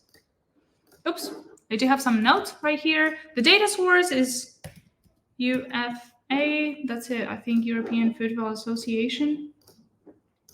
And the link to the data source, and you'll see if we go to the bottom of the table, this is clickable. Byline, who created the chart? That's me. And I think I'm ready to click and proceed, get to the layout tab. Again, we can enable the automatic dark mode. We can enable the social media share buttons. And I'll click on proceed. And remember, the visualization is private. I'm the only one who has access to it. It's not going to be until I click on publish now that, again, we're going to get the link to the visualization, the embedding code, so that I can put it on my website and alternatively download it for print. Okay, so that was the table that we were building. Let's go back to the presentation because we have one last visualization that I want to showcase, and that's the latest chart type that we've added to Datawrapper, and those are multiple lines. I'm really excited to actually demo this one because we did a public webinar on this multiple lines when we released it last month. And I was trying to look for data to create and demo these multiple lines. I couldn't find any, but then I had an idea and I thought, okay, I like data visualization. I come from Argentina. My background is in economics. So I put those all together and I created a multiple lines visualization with data for inflation rates in Argentina starting in December 2017. So for those who are not familiarized with Argentina, there's a lot of inflation at the moment. So let's try to visualize that. So this is the data that I have. It's monthly data for different sectors in the Argentinian economy. So we have overall level of prices, and then we have the food sector, drinks, clothing, housing, and other sectors in the economy. So first, let's go to create new. I'm gonna select chart. And again, we come to the first step, the upload your data step. I'm gonna copy my data from the Google Sheet, and I'm gonna paste it right here in this text box. I'm gonna click on proceed, and we're gonna get to the check and describe step. And again, you'll see that Datawrapper has interpreted that in column A, I have dates, so that's why we're seeing the dates in green. And then for the rest of the columns, I have numbers, numerical data, so that's why we're seeing those in blue. So I'm checking that I don't have any errors. I don't see any red cells, so I'm gonna click on proceed. And remember when I was introducing multiple lines that I said that if you have, for example, data showing 4, 5, 6 different variables and you want to create a line chart with it, it can easily become unreadable. This exactly is what I meant. Because yeah, it's not a really nice looking line chart, but we have multiple lines that came to the rescue last month. So if I click on this chart type, we'll see that looks better, right? So we have now the different lines that we were seeing before in the line chart that are being split up into different panels. We have 4 columns and 3 rows for the different 12 sectors showing the inflation. So now that I'm gonna stick to this chart type, I'm gonna click on proceed. And this is where the fun begins, because now I can start customizing my multiple lines. And the first thing that I can do, I can customize the panel layout. It looks quite well right now, so I'm not gonna customize it. But basically, what you can do in this section is to customize or change the number of panels per row and per height. And this is something that you're going to be able to do just by choosing a fixed number of panels per row, for example, that you'd like, or by setting either the height or the width of the panels. That you can do all in this section. Now, I'm not gonna do that because I'm gonna start customizing the horizontal axis, and I'm gonna first customize the text format, and I'm gonna choose this format. So first the complete year, and then the abbreviated years. And I'm gonna set my custom text at 2018, 2020, 2021, 2022, 2023. Okay, nice. We have the option of showing grid labels in all panels. So basically what that's gonna do, if I wanna replicate or show the labels for the horizontal axis across all panels, I can check this checkbox and you'll see that they appear here. But I think having them on the first column of panels is self-explanatory. So I'm just I'm gonna hide it. I'm not gonna check that box. I'm gonna move to the vertical axis, and I'm gonna first customize the number format because we're talking about inflation and we need to reflect the percentage sign on the vertical axis. And I'm gonna customize the ticks. I want the tick to be at the 0 mark, at the 50 mark, at 100 and 150. Perfect. And in the same way that we were showing the labels across all panels on the horizontal axis, we can do exactly the same with the vertical axis. So if I check this box, show grid labels in all panels, we're gonna see the labels for the vertical axis in all panels. But I'm not gonna, usually it's self-explanatory, like for example in this case, but there might be some cases in which you need to show the grid labels in all panels. So this becomes really, really helpful. I'm gonna move over to customizing the lines. And one thing that I wanna do is I wanna have the all prices line, and I wanna highlight that line. And I can do that through color and the thickness of the lines again. And then for the rest of the sectors, what I'm gonna do, I'm gonna leave those lines in gray.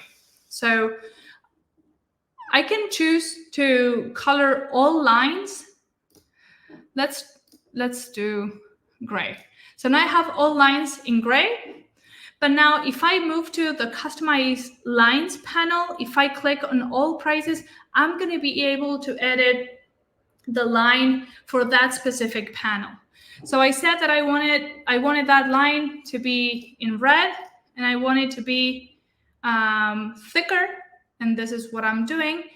And one really cool thing about multiple lines is that we have the option to repeat line in all panels. And this becomes really helpful, for example, in cases like this, where I would like to see, for example, if I want to compare the evolution of the lines of the inflation in the different sectors, I would like to compare that to the all prices line.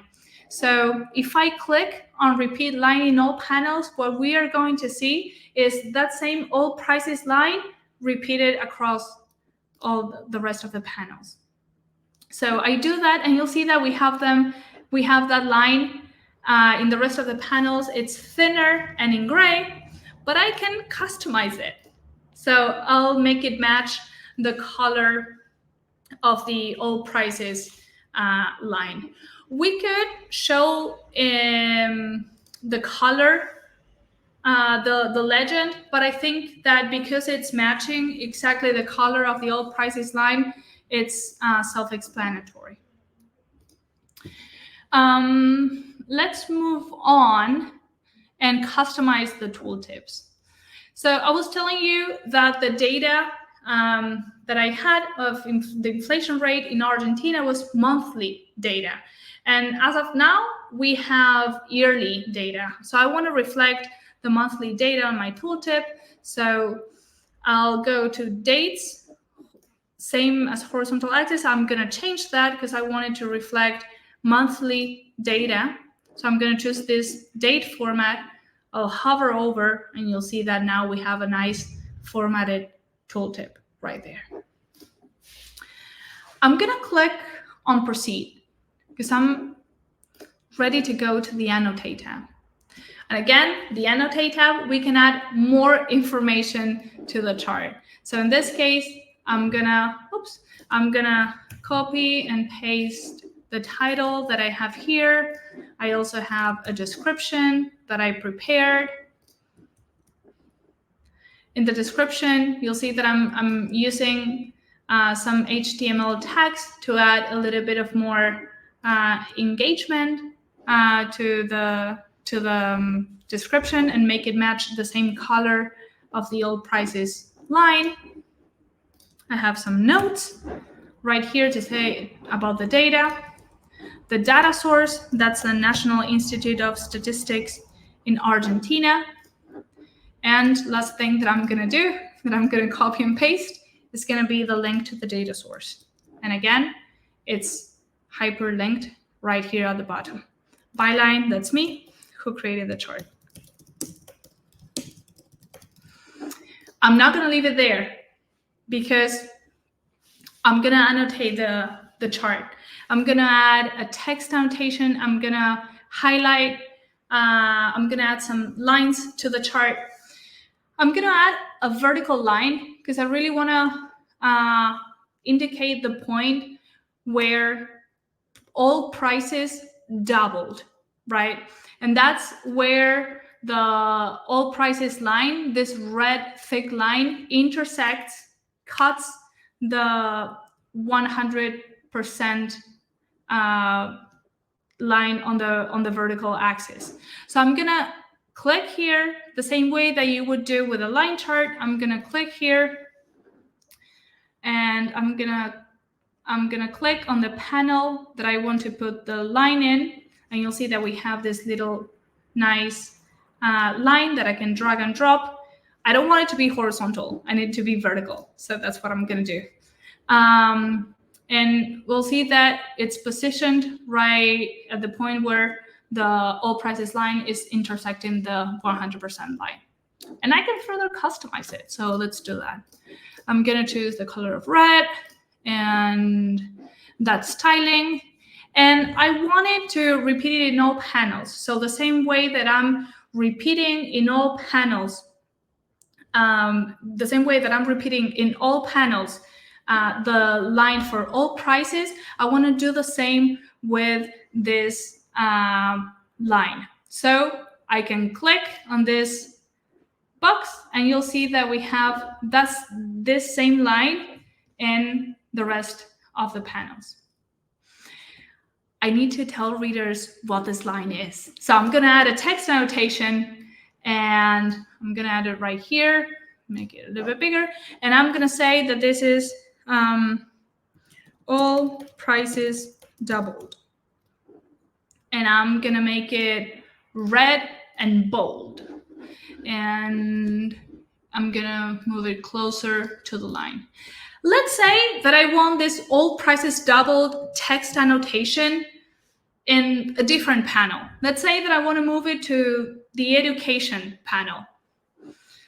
What I'm going to do, I'm going to click on the text annotation, and I'm going to drag it, and you'll see that the panel that I'm going to move it to highlights in pink. So let's move it to the panel right next to it. and then let's move it back to all prices. So this is really helpful, especially if you have several text annotations. It's really nice to being able to drag and drop them in different panels. And again, we're going to click on proceed. We're going to get to the layout tab. In the layout tab, again, you can enable the automatic dark mode. You can enable the social media share buttons with this toggle. But I'm going to click on proceed because I'm not going to do that. And I'm ready to move my chart out of Datawrapper. So I'm going to click on publish now. And Datawrapper is going to share with me a link to the visualization, the embedding code, so I can put it on a website, and to export the visualization in high resolution PNGs and vector formats. And with that, we've come to the last demo of the session. So I'm gonna take a very quick sip of water, and I'm gonna continue.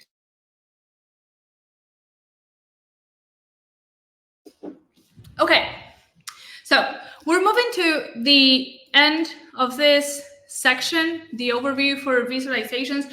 But before, I want to give you some tips on how to prepare your data for Datawrapper, what to keep in mind. When you're uploading data into Datawrapper, it is sometimes common for some data sets to have, for example, multiple header rows or merged cells for headers. Datawrapper cannot really accept this type of formatting. So if you upload multiple header rows, you can see that it causes lots of errors that are marked in red in the check and describe step, right? But if you copy and paste the one header row that you want to show, you're going to be good to go. And that's the way of doing it. Now, when it comes to date formats, if you're working with a data set that has dates, you want to make sure that the dates are all in the same format. You are going to be able to change the date format in the visualization step after your data is loaded into Datawrapper. But in order to do that, all the dates have to have the same format before you upload them into Datawrapper. I know this might sound painful, but please clean your data. You want to clean your data. You want to remove all text units from your numerical columns. So, for example, the asterisks, dashes, or any symbols that are in the numerical column are going to throw an error.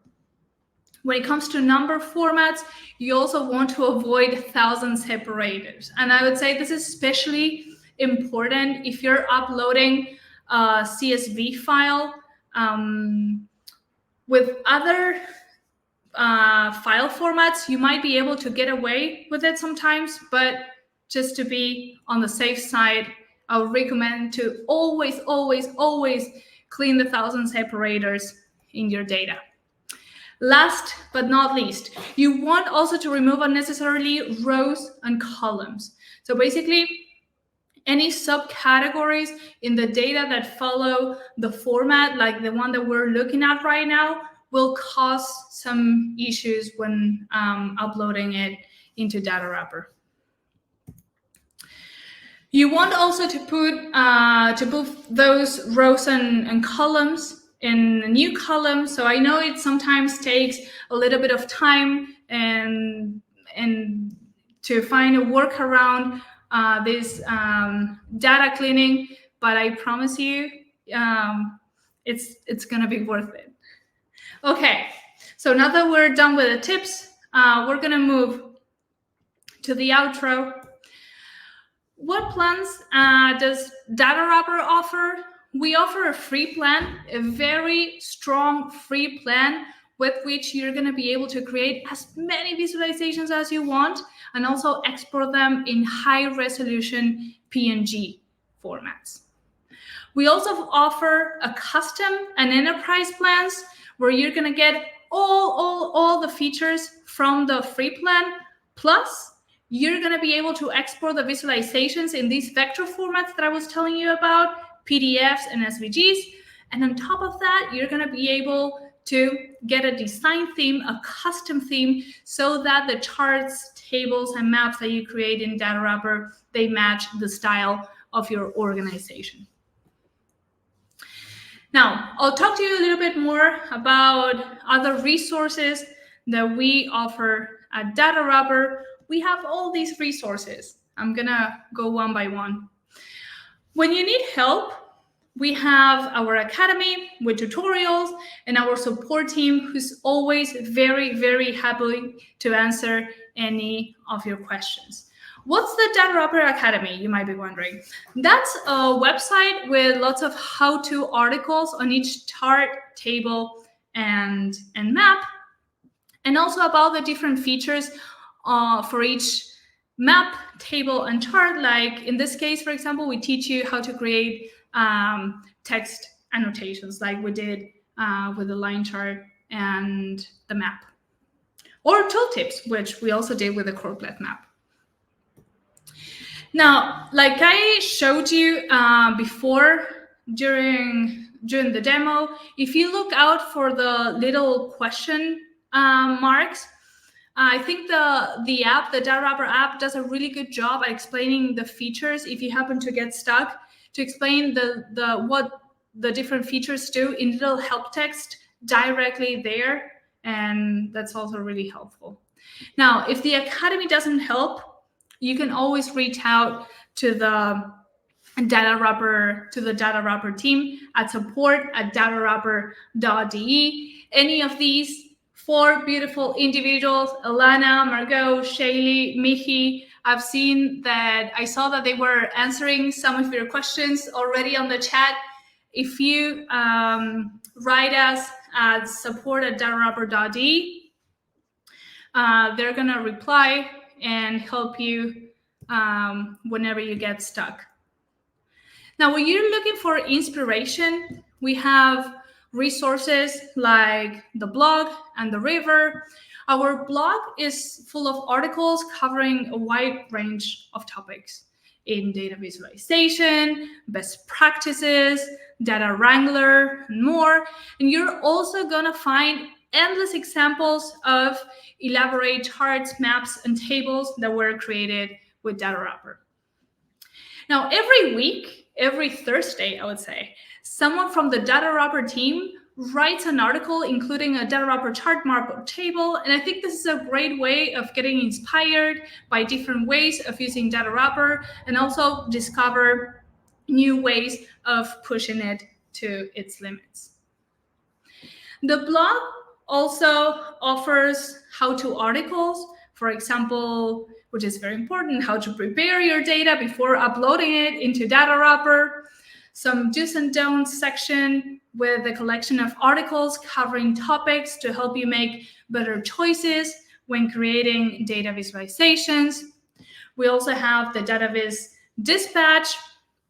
Every week, every Tuesday, Datawrapper publishes a collection of the most beautiful big and small data visualizations from newsrooms and other organizations around the world.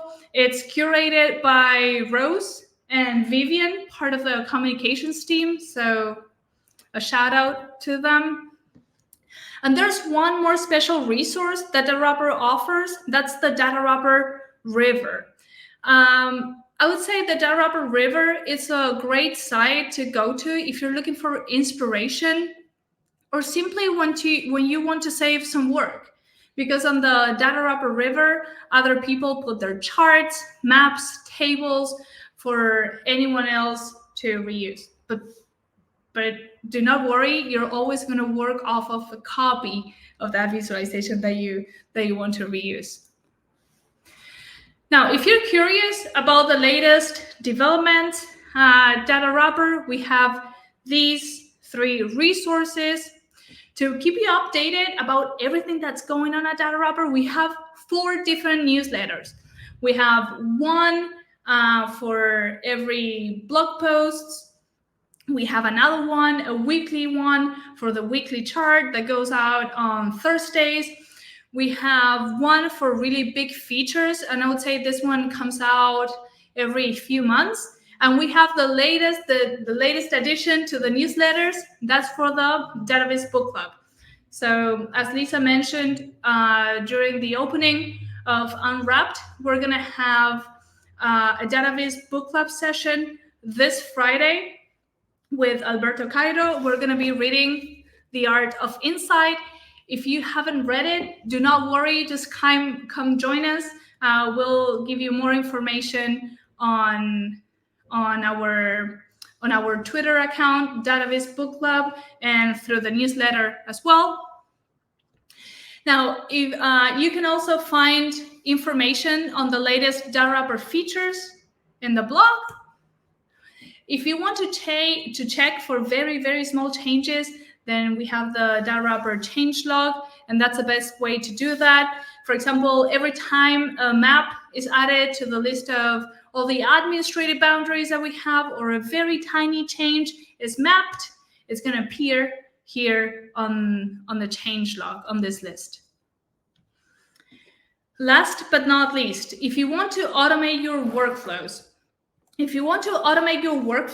can check our API, Datawrapper's API. If you don't know what an API is, do not worry, because I'm going to explain you very, very quickly in a few words. So basically, Datawrapper API lets you programmatically interface with your charts.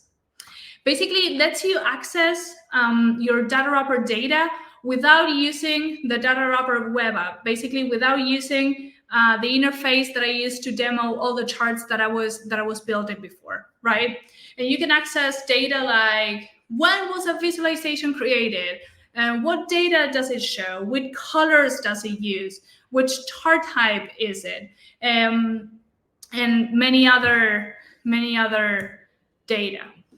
Now, when and why you should use Datawrapper's API, I would say there would be a few reasons why or when. First one, for scalability. Basically, when you need to create lots and lots and lots of charts, then to avoid manual work, let's say that you want to manipulate external data and create charts with that data without the need of having to download any files, for example. You can pull, thinking of an example, you can pull data from the United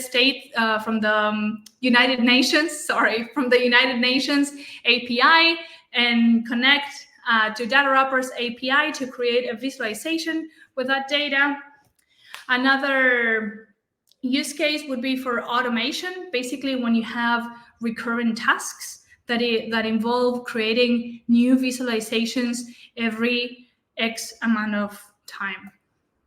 And how you can connect to Datawrapper's API, basically you can connect to it from anywhere you can make HTTP requests, basically. All the information for our API is well documented on our developer docs that you can find online. And we've also had users on their own just create Datawrapper, which is a Datawrapper package for R, which is, it lives on GitHub, and you can also find or read articles about it on our website. And some other user created a Python package on its own for Python package for Datawrapper. That's Datawrapper.py. That's also explained. We have an article on it on our website as well. And with that, I want to thank you all again for being here. And I think I ran a little bit over time, so I'm gonna move forward and introduce the speakers for our next session.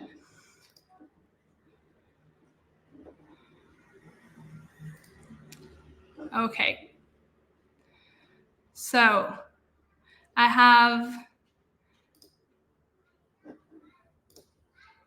have Pearl Sheehy here.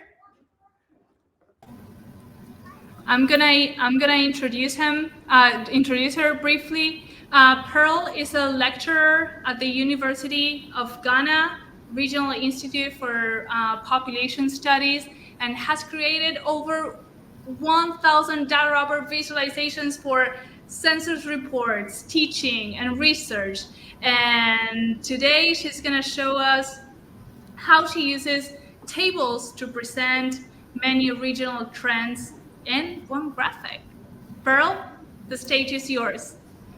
Thank you.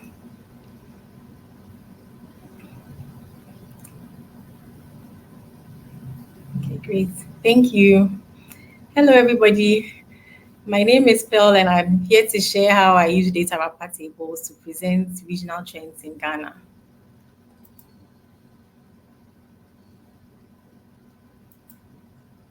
Okay.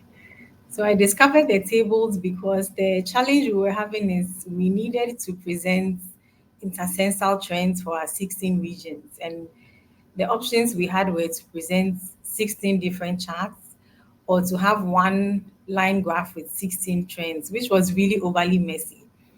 And these were, we needed this for reports. So we actually needed something where you could see everything in one place. And neither of these options really worked for us. Of course, the caveat is that this was before Datawrapper brought the multiple charts option, but I still love the trends table because it really allows you to see everything in one place. So when we had this challenge, we started to explore. So I was already using Datawrapper, and I really do love the tables because they are so versatile. I think the previous session really shows the things you can do with the tables. I probably about a quarter of my visualizations use the tables because you can really customize them, and when you're done, it doesn't even look like a table anymore. The spark lines option is especially great because it allows you to present all the trends in one place.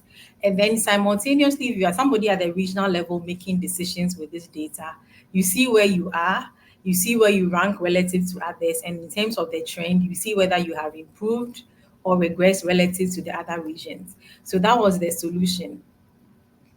So there are really 5 things that I would say if you have the regional trends table, as I like to call it, you would normally see. So at the first glance, you see where the region is ranking relative to the others. So you see this region is ranked third.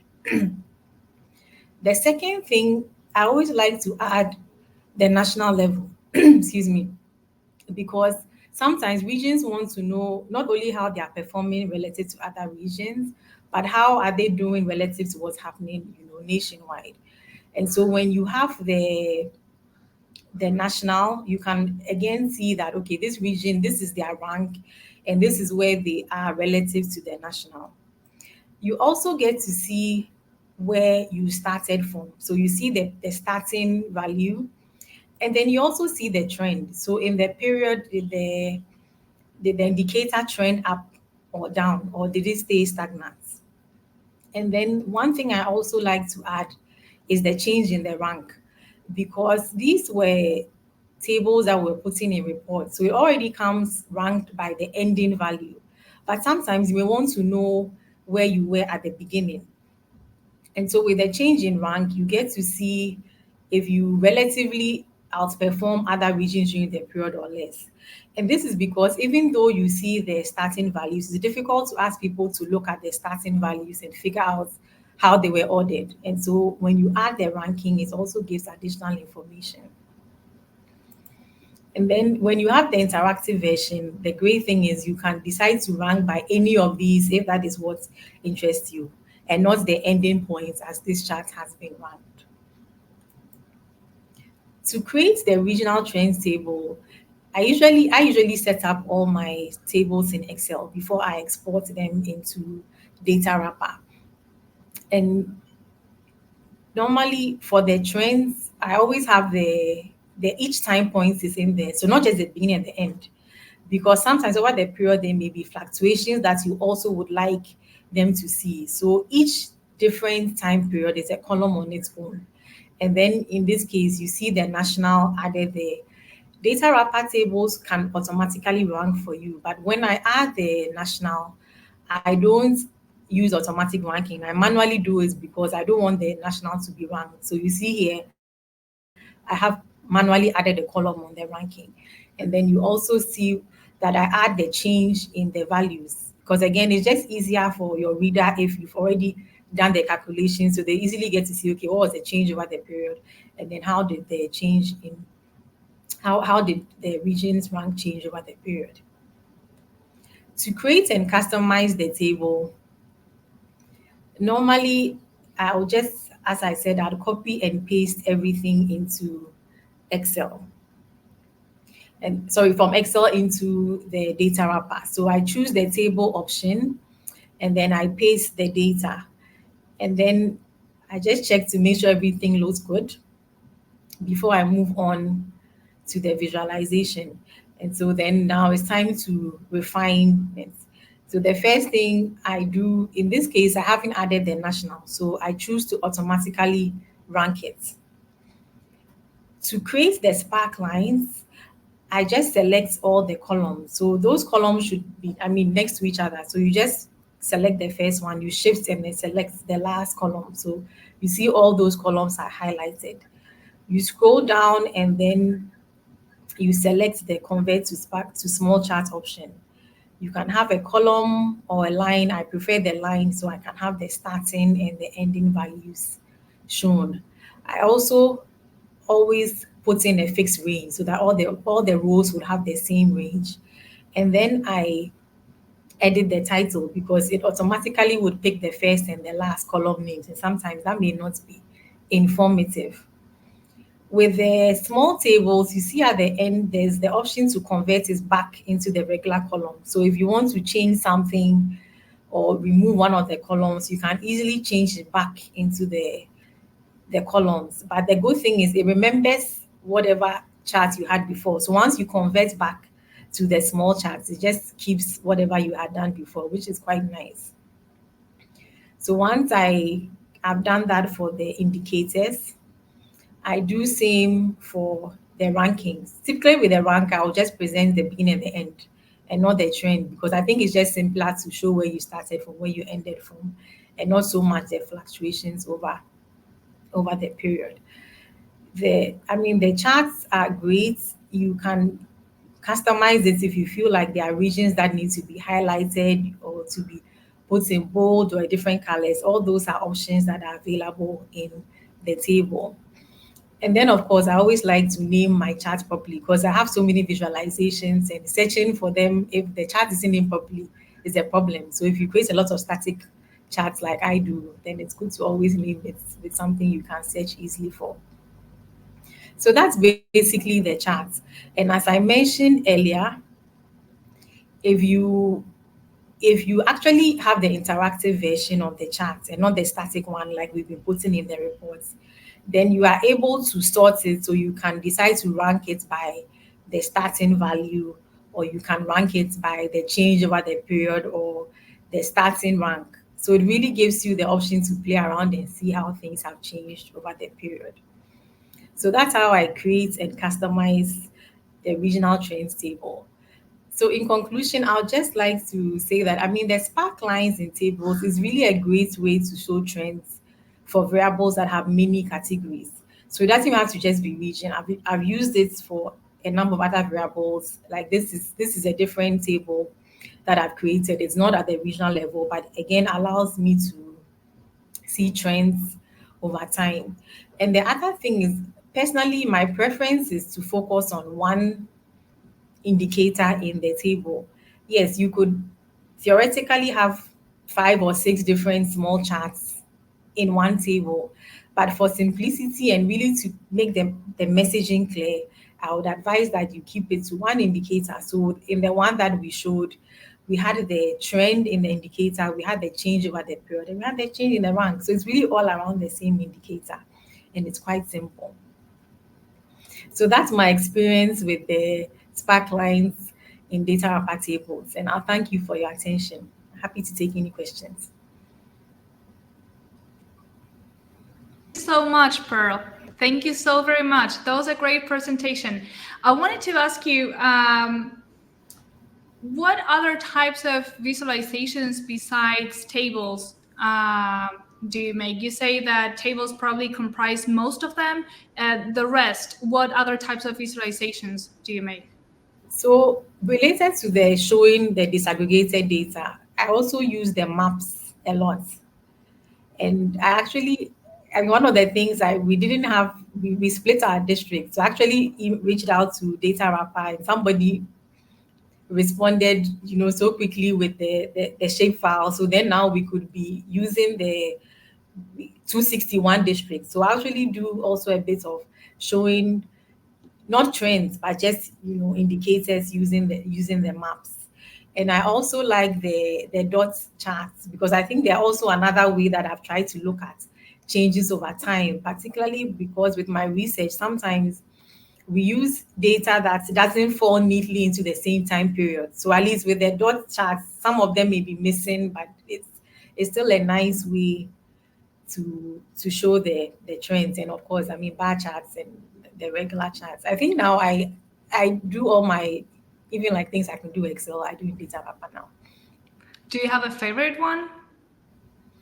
Oh, the table is my favorite. Like if I can put anything in a table, that's always my first, that's always my first preference. But I really do like the multiple chart option now, because that's another way that you get to present. I was so excited the day that I saw it, because it's really a nice way again to present, trends. And I think before, when I was trying to use trends, I'd have to have like 3 or 4 pages of the small charts, but now you can actually fit everything in one page, and it's really amazing. Great, thank you. We're taking questions from the audience. We have one here from Marie. Let me show it there. Marie Allegret, she says, our organization intends to train women's organizations in Sub-Saharan Africa in Datawrapper basic use. Do you think there might be an interest? Needless to say, this would be based on funding, no charge to NGOs. Definitely. I think there's a lot of interest. And one of the things, I get a lot of interest, in the data. People want to know how it's done, and, how you can learn how to do it. And again, I really want to commend the team, because it's easy to self-teach yourself because all these resources are online. But I realize not everybody is as adventurous as I am. So sometimes they do need to be sitting in a seminar session for someone to take them through the training, and then they will do it. And I think it's really important. Now here in the Sub-Saharan context, we really are, at least here, in the Ghanaian context, we really are looking at ways that we can make, statistics interesting and appealing. And so it's important to equip as many people as possible, so that people can realize that, the numbers don't have to be intimidating, and they are really simple, nice, and fun ways you can show statistics for people to use.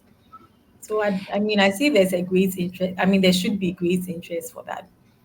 Great, thank you. And one last question: how much of the data visualization do you think it's cultural? That was a follow-up question also by Marie. How much is cultural? Sorry, maybe I need some. How much is data visualization cultural?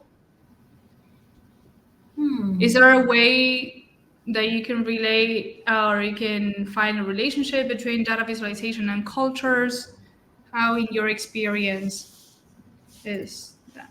No, I don't think it's culture. I think probably maybe we have less data than maybe other settings, because of course you need data to even start thinking about visualizing. And then the more data you have, the more you need the visualization, because you need to present it in ways that don't overwhelm, the readers. I wouldn't maybe say it's cultural so much as maybe it's now that, we're actually getting that amount of data. And so we see that there's a need to, the visualization is an important skill to have. Great. Thank you so much, Pearl. I'm going to introduce now our next speaker. This is Victòria Oliveres. She's a data journalist at the Spanish online news site elDiario.es. She's going to talk about quickly drafting ideas and reacting fast to news with Datawrapper while also considering some in-house style rules. Victòria, the floor is yours. Good afternoon. Thank you, Guillermina, for the introduction. Good afternoon from Barcelona. As she said, I'm a data journalist working at elDiario.es, which is a Spanish digital news site. In elDiario, we have a data unit, which is formed by the editor, Raúl Sánchez, and my colleague Yuli Jara, and me. The three of us work together with the rest of the newsroom, and we tackle a lot of topics. We are not a thematic section, but a technical team. So someday we talk about politics, another day about economics, education, health, climate, a variety of topics. And how we work? Well, we work all together with the rest of the newsroom. We are part of the newsroom.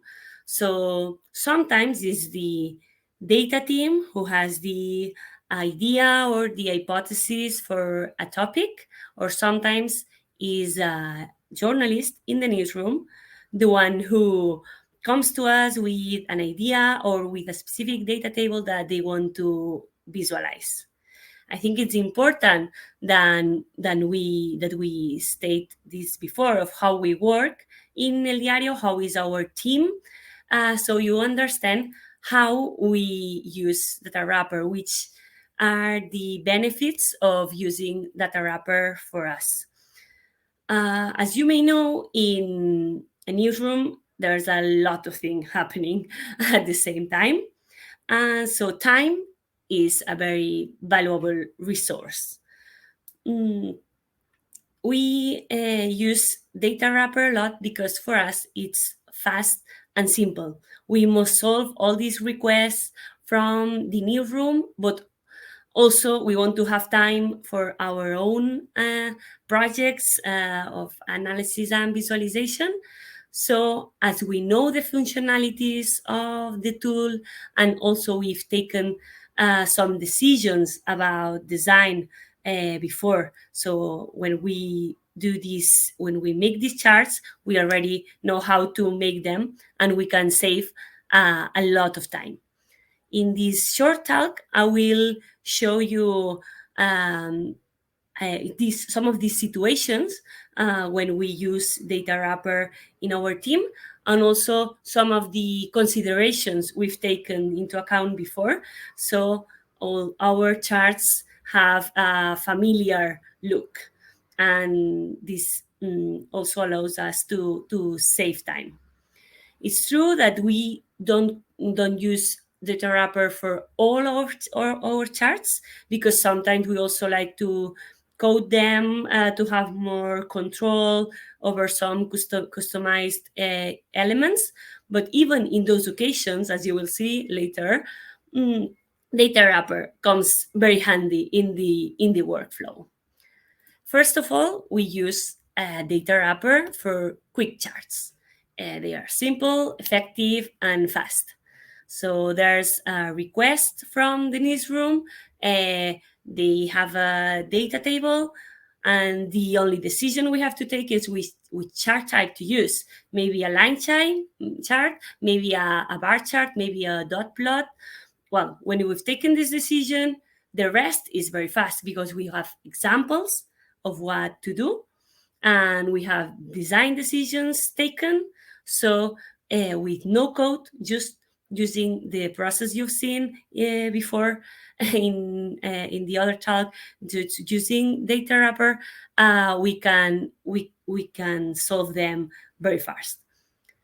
Also, we use Datawrapper for automated charts because, as you may know, there's this API in Datawrapper which allows you to edit charts, to update data to make different changes without even opening the website. So for example, in this case I'm showing here, it's about the Euribor. We usually, every time the European Central Bank makes an announcement, a decision, a new decision, we have to update this chart. So we just go into R, this language of analysis. We update the data, and we duplicate and update the chart without even touching the website. So this is even faster than to create a chart in just a couple minutes. Well, it depends on the data we are handling, but it's a very, very, very quick process, and it has saved us a lot of time. Also, another occasion we use Datawrapper is for drafting. As I said before, maybe not all the time we use Datawrapper because we want some more specific charts, or we want to give them a style that we've worked before. But before making the effort of coding this new chart, maybe we use Datawrapper. So we are doing the analysis in R, and then we update the data to Datawrapper just to see how it looks. And when we are okay with the visual type we chosen, then we go to code this chart. So again, time saver, Datawrapper. And related to this drafting functionality we've given to Datawrapper, we also use it for visual analysis. Maybe we have a very big database with lots of data, and we make lots of charts that maybe they won't be published. Just to see visually analyze the data.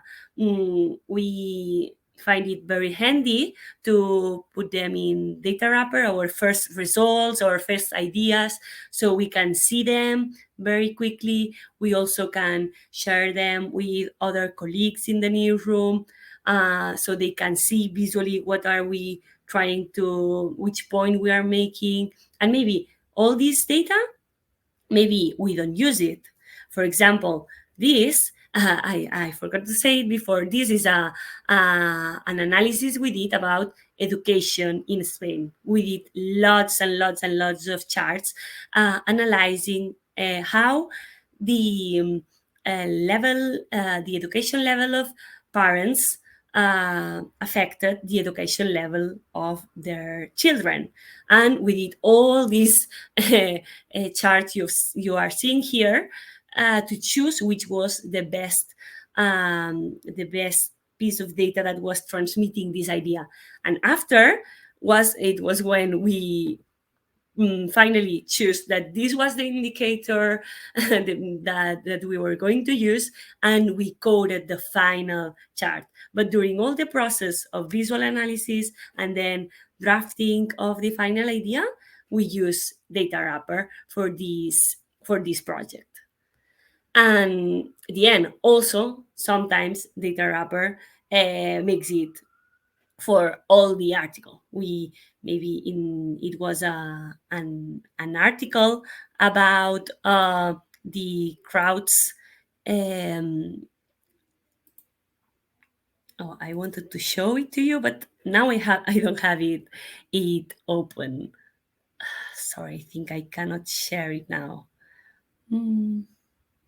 Well, I will explain it to you, and then I will put the link here in the chat so you can check. It was an article about the crowds filling Madrid city center before Christmas. It was a thing that everybody was talking about, like, okay, yes, there's a lot of people in central Madrid, but nobody was putting numbers to it. So we used Datawrapper first to show line charts about the evolution in a usual day, work day of the people in central Madrid. and how it changed during the Christmas days. Also a map of where were the people from coming from to visit the city center. Also a column chart showing the difference among the normal day and a crowded day. And all of these charts were ready using Datawrapper because it has many different types of charts, and we very often use them. So after I showed you a little bit around our data unit about how we use Datawrapper, I also wanted to complement this idea with what we consider when we create these Datawrapper charts. So we use them a lot of times, but we want to have a unique, a family, a brand style, no? Even though they are Datawrapper charts, there's ways to make them look more personal to you. So all your project or all the articles from your news group or from your investigative group, they look all the same. These are some of the tips I would say. It's not that you have to it's not the decisions, the results decisions you have to take, but maybe there's some things you want to think about. For example, we've taken some decisions about chart design.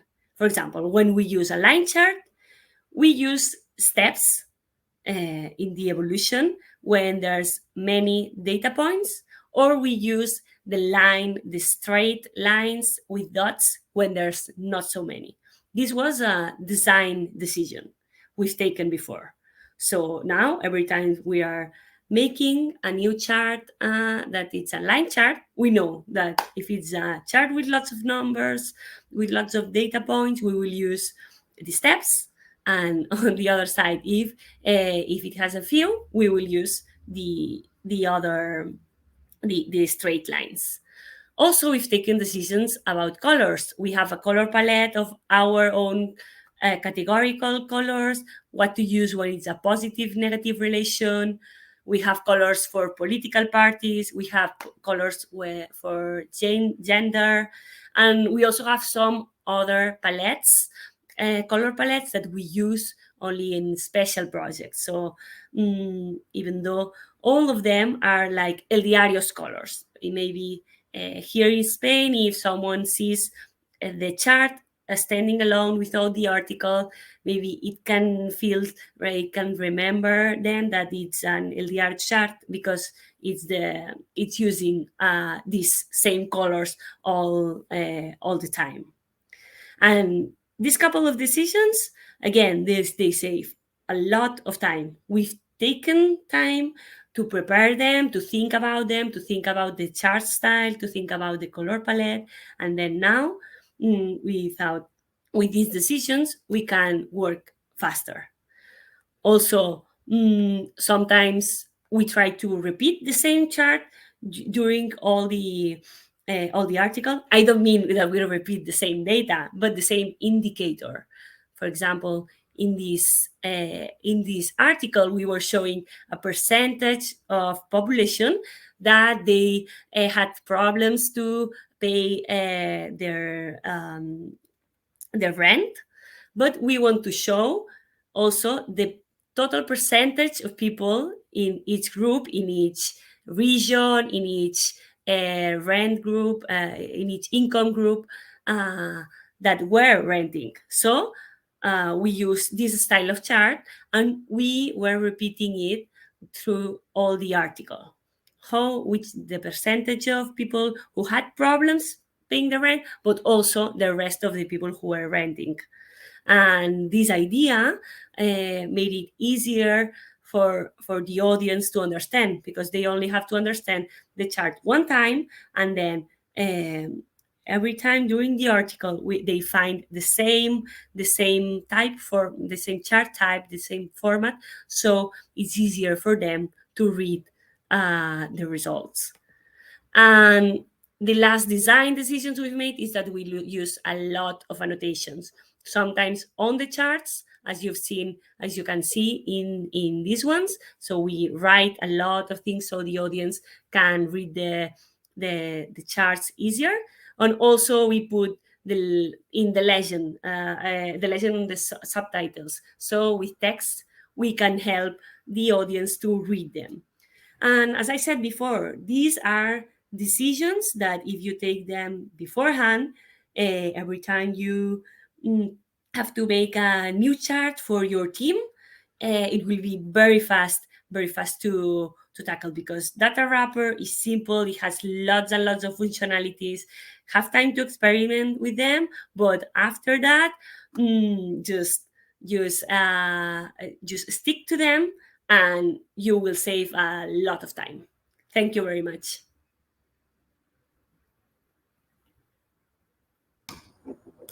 Thank you very much, Victòria.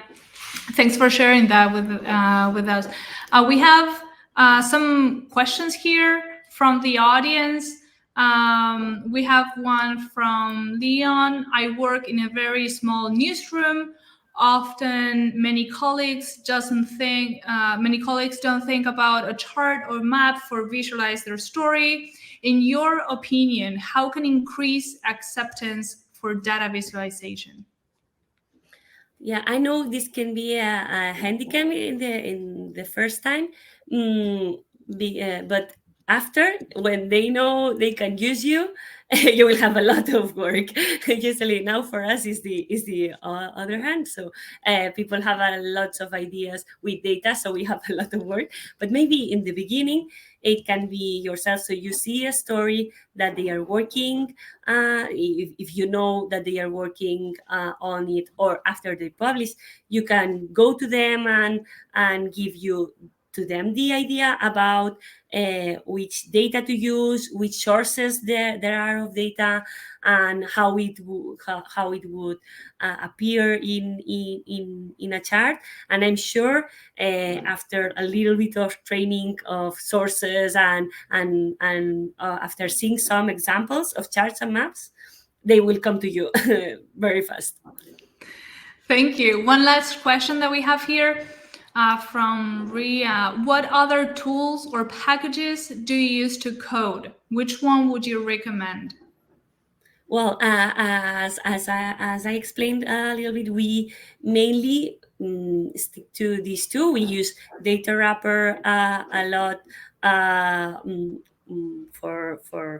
for all types of charts, and only in special occasions we use D3, which is a library from JavaScript, but you have to code a lot in that. It's in Datawrapper is very easy. You don't have to know to code. And also for mapping, we use Mapbox, which we also link to the D3, because sometimes we have a lot of regions, and we can visualize them better with this Mapbox and D3. It depends on the final chart we want to achieve, and also the time we have, because if we don't have time, Datawrapper is the best option. Thank you. We have, I think, one last question from Christy T. Do you have best practices regarding the number of annotations for optimal mobile display? Well, I don't think it's a number of annotations, because they can be bigger or smaller. I know in Datawrapper, there's this option of showing them as a key. So sometimes in mobile, the annotation that you have in desktop is on the chart, and in mobile is on the notes space. We don't use it a lot. We only use if there's one or two annotations, because also reading a lot of annotations in the bottom of the chart can be a little bit tricky, and it's not that easy. But sometimes we have annotation just for this desktop, annotation just for mobile, which are written maybe with more abbreviations. So we can have the same number of annotations in desktop and mobile, but they are not the same. We use abbreviations or more numbers, so we can fit all of them in the same chart. All right. I think those were all the questions. Victòria, again, thank you so much.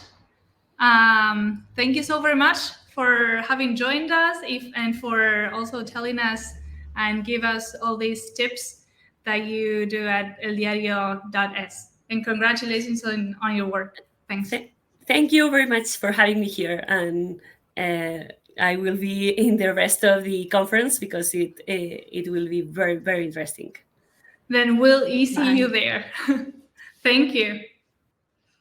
Okay, so I'm gonna introduce now our next speaker, and to do that, I will tell a short anecdote. I started working at Datawrapper a year ago and 10 days. Yeah, a year and 10 days ago today. And when I started as a product specialist and evangelist, I knew that a big part of my work was going to be helping users and introducing them to Datawrapper, walk them through different features and so on. And I'm not going to hide that I was a little bit nervous, but it was thanks to Elana, our next speaker, with all her patience, her time, her effort, that she helped me and walked me through and answered all of my questions. And also one of the reasons why I was able to give the introduction and this walkthrough Datawrapper that I did before. So our next speaker, Elana Levin Schtulberg. She is the head of the database team at Datawrapper, as well as co-CEO of Datawrapper. Without further ado, the floor is yours, Elana. Hello. Oh, thank you for my slides. All right. Yeah, thank you. Thank you very much for the introduction. Very excited. If a little nervous, I will admit, to speak to all of you, but it is 100% worth it to have this chance to have everyone brought together and to all get to learn from each other how we're using Datawrapper. And I feel like it's only fair to give you a little bit of insight into what's also going on behind the scenes at Datawrapper in data visualization development. So yeah, you got the intro, an extended intro, a bit more than I've written on this page. But yeah, I'm co-CEO and leading the visualizations team, development team at Datawrapper, which is one of the 2 development teams that we have. And it is specifically the development team that focuses on the design and development of the visualizations and all the associated features. Any long-time Datawrapper users will probably remember me from the support inbox. So yeah, I have spent the majority of my time in Datawrapper leading our support efforts, which I think gives you like quite a particular perspective when it comes to thinking about the product and all of your needs. So the idea today is to give you a little bit of an insight into how visualization development goes down at Datawrapper, and I wanted to look at it kind of from 2 angles. So on the one hand, looking at a bit more sort of from the theoretical or like conceptual side, like what actually goes into the decisions that we're making, and then taking a more practical look at how that kind of plays out in practice, using our recent multiple lines project as a bit of a case study there. And then I'm very excited that I will at the end be joined by the rest of the Viz team so that you can grill them with any questions if you want to know anything more about any of the things that I mentioned or have any other burning questions. So yeah, let's get started. What lies behind our feature decisions? We have this product, and it's always like the first step. You got to decide what you want to build. Well, actually, I wouldn't say it's really the first step, because to make a decision on or between something, first you need to have ideas. So I would like to just first take a bit of a step back and check, where are the ideas actually coming from at Datawrapper? So yeah, for one, they come from inside. One thing that's quite particular and special about Datawrapper is that it really is built on top of this sort of industry experience and expertise. The founding story is very much rooted in data journalism and the understanding of sort of the needs there, the problems to solve. For example, Gregor, one of the co-founders, previous visualization team lead and person who sort of almost single-handedly built most of the initial Datawrapper offering. He also spent a long time working at the New York Times in the graphics team there, and obviously brought that understanding of the needs into the product development at Datawrapper. And that's been something that's been true throughout the years. Like, we've always had a good amount of representation of people on the team who do have that background as a practitioner and can bring that sort of very hands-on insight into the team and to the product decisions. But of course, the longer that you're a Datawrapper, the less in touch you are with the kind of day-to-day of a practitioner, which is why we all actively seek to cultivate this knowledge within the team and stay on top of the discourse, attending conferences, watching talks, reading, keeping on top of what people are saying online. But we're also very, very grateful for many of the initiatives of the communications team, which really are fostering a lot of knowledge and education within the whole team. So, for example, there's a database dispatch, which, if anyone doesn't know, is a curated weekly digest of the week's best database, specifically for sort of storytelling.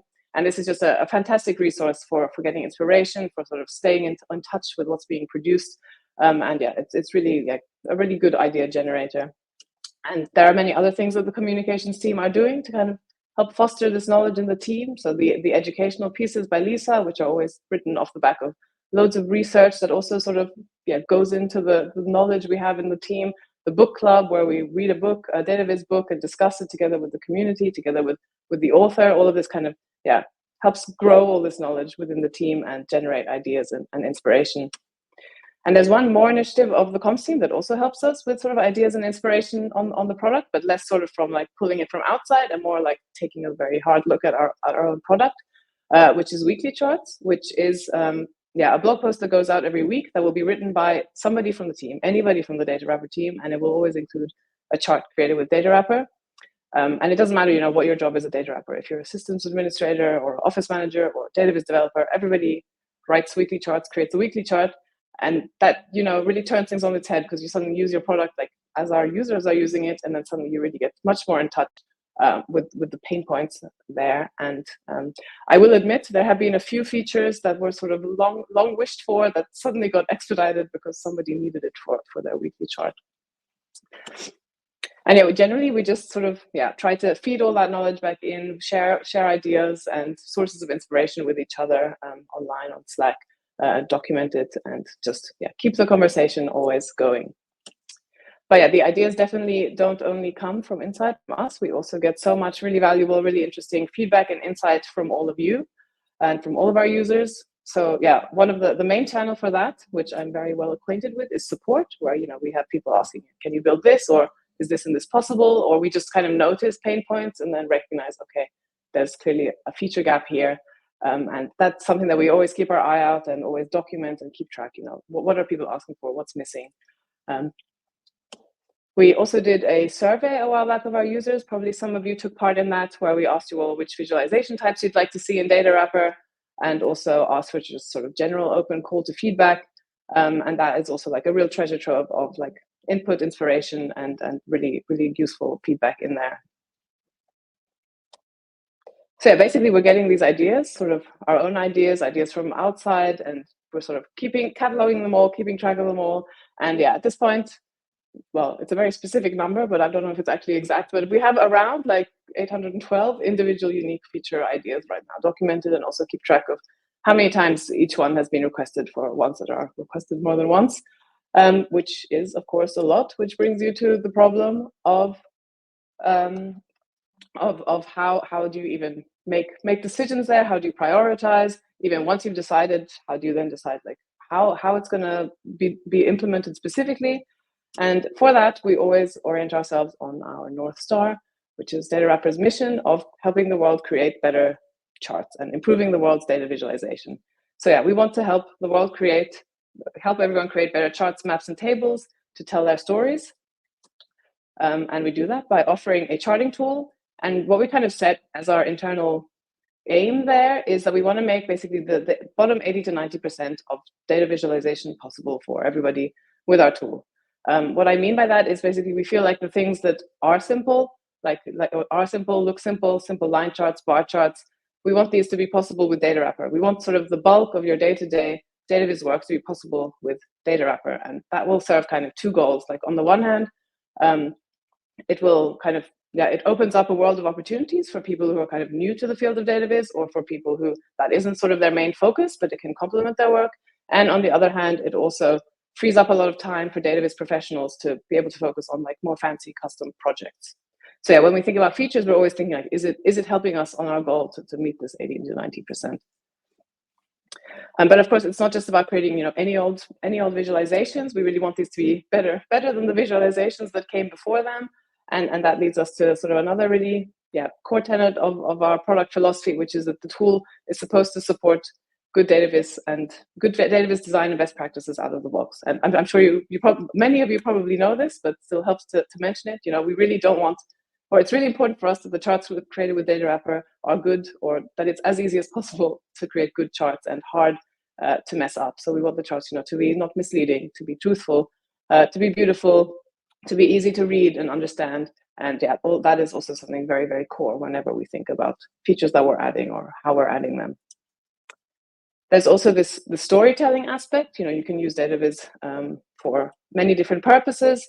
For example, you can also use it, to sort of provide an explorable dashboard where our readers can, click around, figure out what they want to look at. That's not our goal. So we're really focusing on this explanatory side, which means, we want to offer a tool that is a tool for communication. And so we will always think about that when we think about our features. Like, is it helping people with communication? So we will always prioritize, for example, an annotation feature over something that will hide parts of the data behind clicks. And finally, there's this aspect of everyone. We're not going to improve the world's Dataviz just by, building a tool for a small subset of people. We really want this to be a tool that is useful and helpful for anyone who needs to create visualizations. And that leads to, I guess, a pretty obvious, product philosophy point, which is we really want it to be easy to use. You should go in there and be able to make a nice chart easily. It should be beginner friendly, so that it can be maximally useful for as many people as possible. But I guess probably nothing too new there, and also sounds, so far so good. We've got our rule book that we want to follow. Yes, but there is a little bit of a tricky thing that emerges out of here, a little bit of a saboteur lurking in the shadows, which I will call the complexity creep, which is basically something that emerges from a bit of a core tension that we have between some of our goals. So like on the one hand, as I shared, we really want this tool to be, good for beginners, really beginner friendly, usable by a lot of people. At the same time, we do want to be a tool for professionals, and we do want to meet that 80 to 90% and allow you to really get like the finesse and the detail right where you need to. And these things definitely stand in tension to each other, and this is definitely a challenge. If you're a professional or the tool well, and then there's some sort of certain option that would just be the exact thing you need in some particular situation, and we agree, we think it's a perfect use case, it makes total sense. Regardless, we still have to think carefully about that decision, because it does also come at a cost, and that cost is bared by the beginners. So this toggle that you add, like maybe it's exactly what you need in 1% of the situations, but in the other 99%, it's just sort of an extra thing that is confusing in the UI, that makes it harder to understand, and in the worst case, even maybe sort of opens up a possibility for creating worse charts. This is Lisa spoke about this in a talk that is amazing, with amazing illustrations, and I think demonstrates it very well. Like, the more powerful your tool is, the more flexibility you have to make exactly what you need, but of course the harder it becomes to do that, and the easier it becomes to just mess up. And that's not where we want to be. So what can we do about this? We definitely don't have all the answers. It's a tricky problem, but we do have some tricks up our sleeve, tools in our tool belt, to combat this. One of them is a very strong focus on defaults. So even if there is some complexity, if like the thing that is created when you don't do anything is already pretty good, and we just like maybe strongly encourage changing sort of the most important things, like the colors, where the default colors will likely never be perfect, but as long as we encourage those to be changed, and otherwise the defaults are generally following best practices, then we've already gone a long way. Like, even with Excel, you can create amazing charts, but it takes a lot of work, and we want to take away all that work and thereby take away that complexity of creating good charts. Another thing is that I like to call magic, which is like, when you think about what features you might want to offer, sometimes if you think about it again, you realize actually this would just be offloading sort of complexity on the user, sort of decisions on the user, that would be better if we just handle it automatically. So things like, I don't know, what might the format of the labels be, or how much space should there be, or which ones can we show depending on the available space. These could theoretically all be options, and we could sort of offload all of that onto you, like, okay, you figure it out, make it work. But yeah, another option is to really work on it and think like, how can we solve this automatically, algorithmically? And yeah, it's definitely not something we've employed everywhere, but it's definitely a goal that we always have and something that we also turn to where possible and would love to do even more of. Another thing that we do is we try to, yeah, we have followed this sort of paradigm of the tool as a teacher. You know, it's not just about the tool that just gets you from A to B. It's also, we want to explain why you're going from A to B and, you know, help our users navigate this sort of inherent complexity that might be there, help them make informed decisions, explain why things are the way they are, and sort of, yeah, gently ease them in to help, yeah, combat that complexity.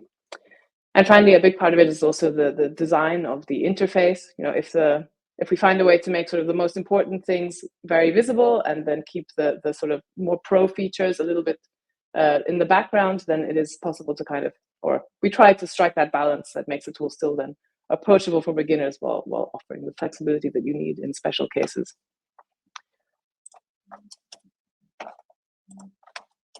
Yeah, so as a bit of a recap, we get ideas from all over, from you, from us. It's a lot to decide between. We always turn to our guiding principles and trying to avoid that complexity, and our decisions are always revolving around all of this. And there is one more boring thing that does factor into our decisions, which is very, very boring, but resources. You know, we'd love to build everything, but we only have so many people that we can, so much that we can do in a certain amount of time. So that is also something that we always have to consider.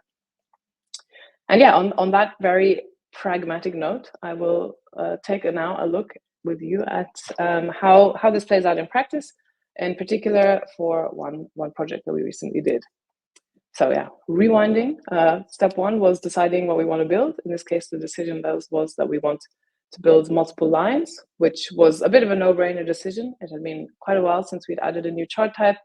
It was number one, like by all ways of cutting the data in the viz survey that we did, and it's definitely, we're not hitting that 80 to 90% of data viz if we don't have this chart type in our selection. For anyone who's not familiar, what a multiple line chart is, it's similar to a line chart. So a line chart, you've got all your lines stacked up like on one grid, and with a multiple line chart, you split them out so that each line has its own panel, and this helps make it much easier to sort of compare the individual lines and especially to compare the trends. So that was it. We figured out what we want to build. Check. Well, not quite. You know, we decided on the chart type, but there was obviously many open questions after that. You know, what form is this going to take? What options are there going to be, etc. So that's always the first part of any project. Also, it doesn't, I mean, even very small projects, the first part is always going to be to sort of start researching, brainstorming, collecting ideas. And yeah, that we draw on the internal expertise that we have, but also take a lot of inspiration from outside. The dispatch that I mentioned earlier, it's very helpful resource for this, because it really like reminds you of like options that, maybe this is something that we could offer as an option. And that's been incredibly valuable. And then, of course, all of this has to be considered within the Datawrapper context. You know, we are not building in a vacuum. There is sort of a certain way that things are, and we have to fit into that. So we normally do this type of research like asynchronously on usually using Notion. And the goal of the research is to kind of formulate some questions, the answers to which will then determine what we want to build. So in this case, we for each question that we had, we created an issue in our project management tool, and then all got together and discussed in person / partly online these different questions that we had. And then once we had an answer to all of those questions, like each question, we would mark that as completed. And I would just take a little moment to look at one of the things that we discussed there to give you a bit of feeling of how that goes, and also relates to the things I shared earlier. So that was this question of if the vertical axes of the panels should all have the same range, which is basically, you know, if you have a line chart, they're all stacked on one grid, they obviously all share the same like grid space. If you pull them out into their individual panels, then you'll have something that looks a bit like this. And you can see that in some cases, maybe the line is not taking up all that much space, but the good thing is you're comparing very accurately between the panels. However, another possibility that you have there is to like let each line take the full available space, and then you have grids with like a different range in each case, and you can much more easily compare the trends. But the comparison between the individual lines is much harder or not as meaningful. And yeah, if you look up the definition of a small multiple chart, it will generally say that they use the same scale and axes. Well, this is Wikipedia, but also if you read general literature on the topic, you will find there is a general tendency, like it is important that to properly be able to make comparisons, it is generally important that the lines in the panels share the same scale. So yeah, we could keep it so that the panels all share the same scale, and that would be good from sort of database design perspective, in that it would mean that you can more easily and accurately compare between the panels. It would be really great in terms of like ease of use, because you just got one sort of way, you only need to configure one scale, basically one grid. But of course there is a downside that then you're limited, in cases where you do have data with very different ranges, you can't show it as clearly. So yeah, another option would be to allow people to customize the ranges of every single panel independently. And that would be useful for cases where especially you want to compare trends at different magnitudes. But it could, on the other hand, lead to more misleading comparisons, or at least comparisons that are require more cognitive load to meaningfully make them. Suddenly you had something that was just like one nice global option, suddenly you've got it multiplied for every single panel. And like, what if you want them all synced? Then it's so easy to get out of that state, even though that's like the ideal state. And so we made things a lot harder to support just this one particular use case.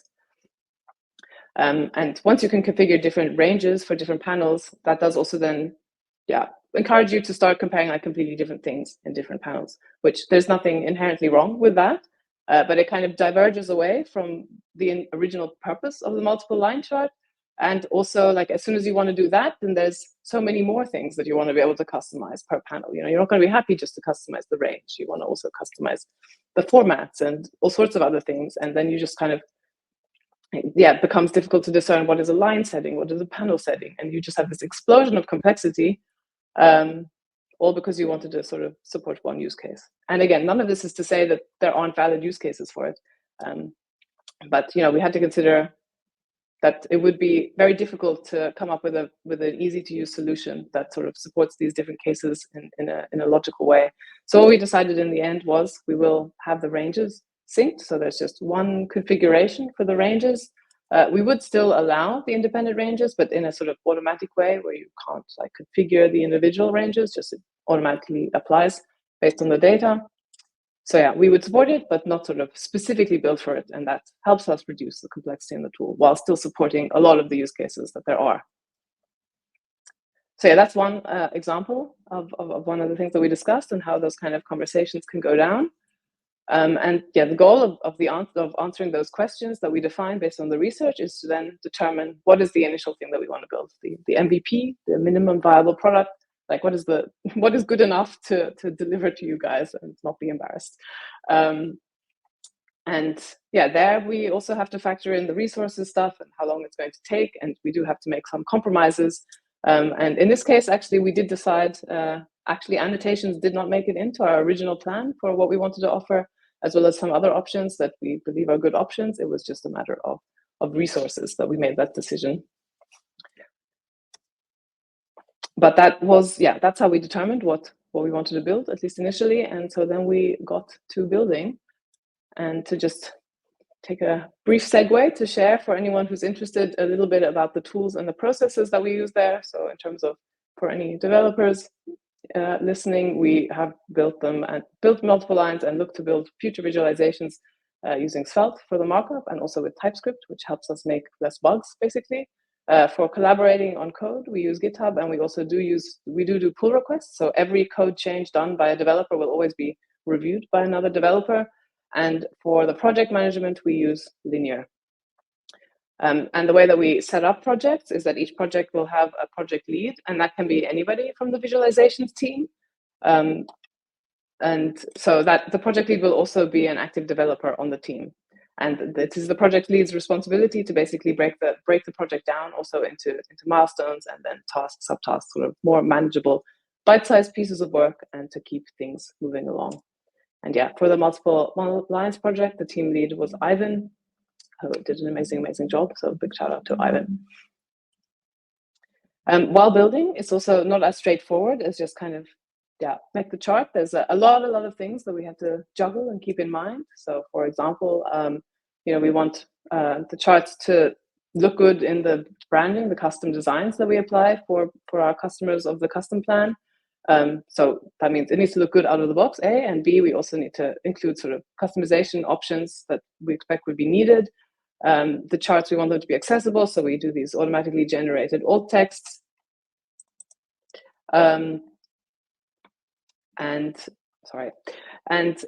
For example, we also support different language outputs of charts. So we also support right-to-left languages, and that also requires inverting aspects of the chart. So there's really a lot of stuff that needs to be considered when we're building the visualizations.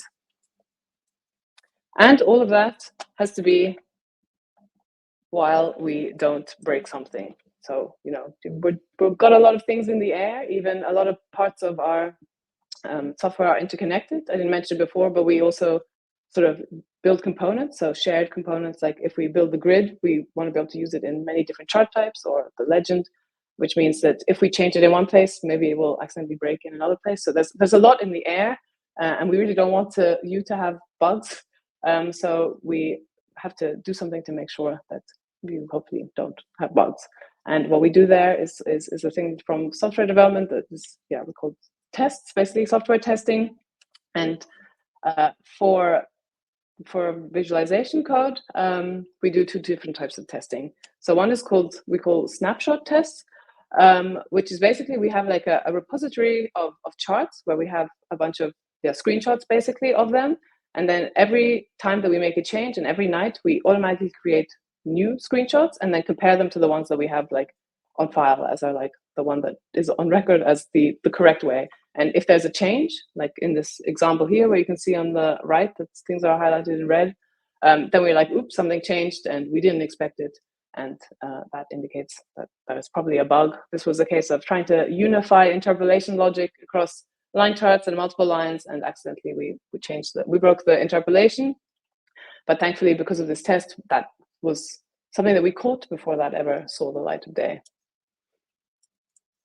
There's also another type of test that we do, which are we call render tests, which is basically when you write code that checks that the code that you wrote does the thing that you told it to do. So you basically check, like, based on this input, like say the input is 5 annotations in these positions, are there 5 annotations in these positions when it's done processing that?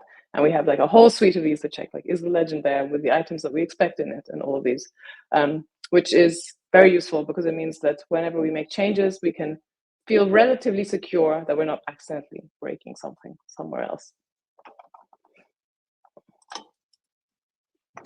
So that's how it goes. We're building, and then we, as sooner rather than later, also want to get into a review process and make sure that someone else takes a look and we figure out, are we even going in the right direction here?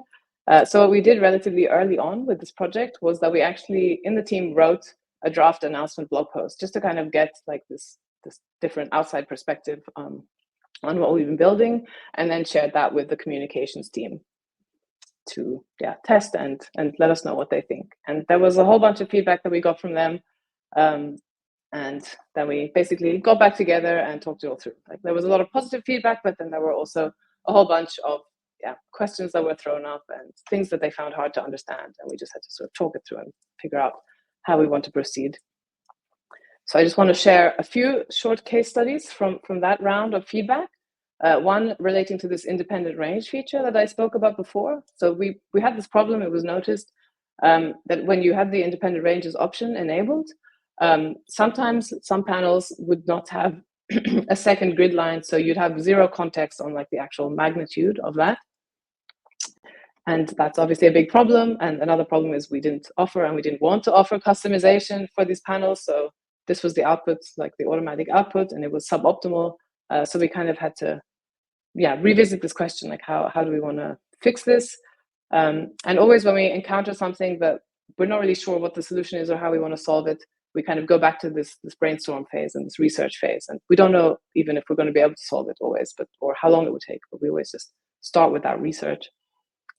So in this particular case, Elliot from the Viz team sat down and took a look and just tried to analyze what is the situation here, and identified that it's not only an issue that sometimes there's not a top tick that you can't tell what the data is, but also a number of other issues in this independent range scenario that just like aren't really ideal. Like in the second example, that the ranges are quite similar, but they're just slightly different, which means that everything's just like a little bit offset, which just makes it hard to compare with no real meaningful like advantage. He also felt it's quite sort of chaotic when you have different a number of grid lines at completely different positions. It doesn't feel very tidy, and it also does not really facilitate comparisons in cases where it would be better to just sort of align them potentially. But yeah, we had already decided, we don't want to add grid options. And if we added options, then people could individually like choose good ticks and fix the ranges, but we didn't want to do that. So that's where we solved that problem with a little bit of magic. Elliot again sat down and thought through like, how would this ID behave? What are the rules? What do we want to see happening?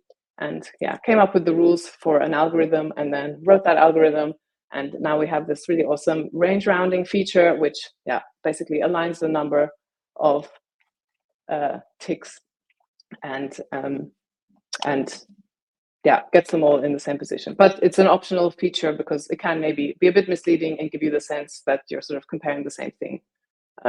So it's a choice that you have, but it was a very cool thing and very cool use of magic to get around not having UI options.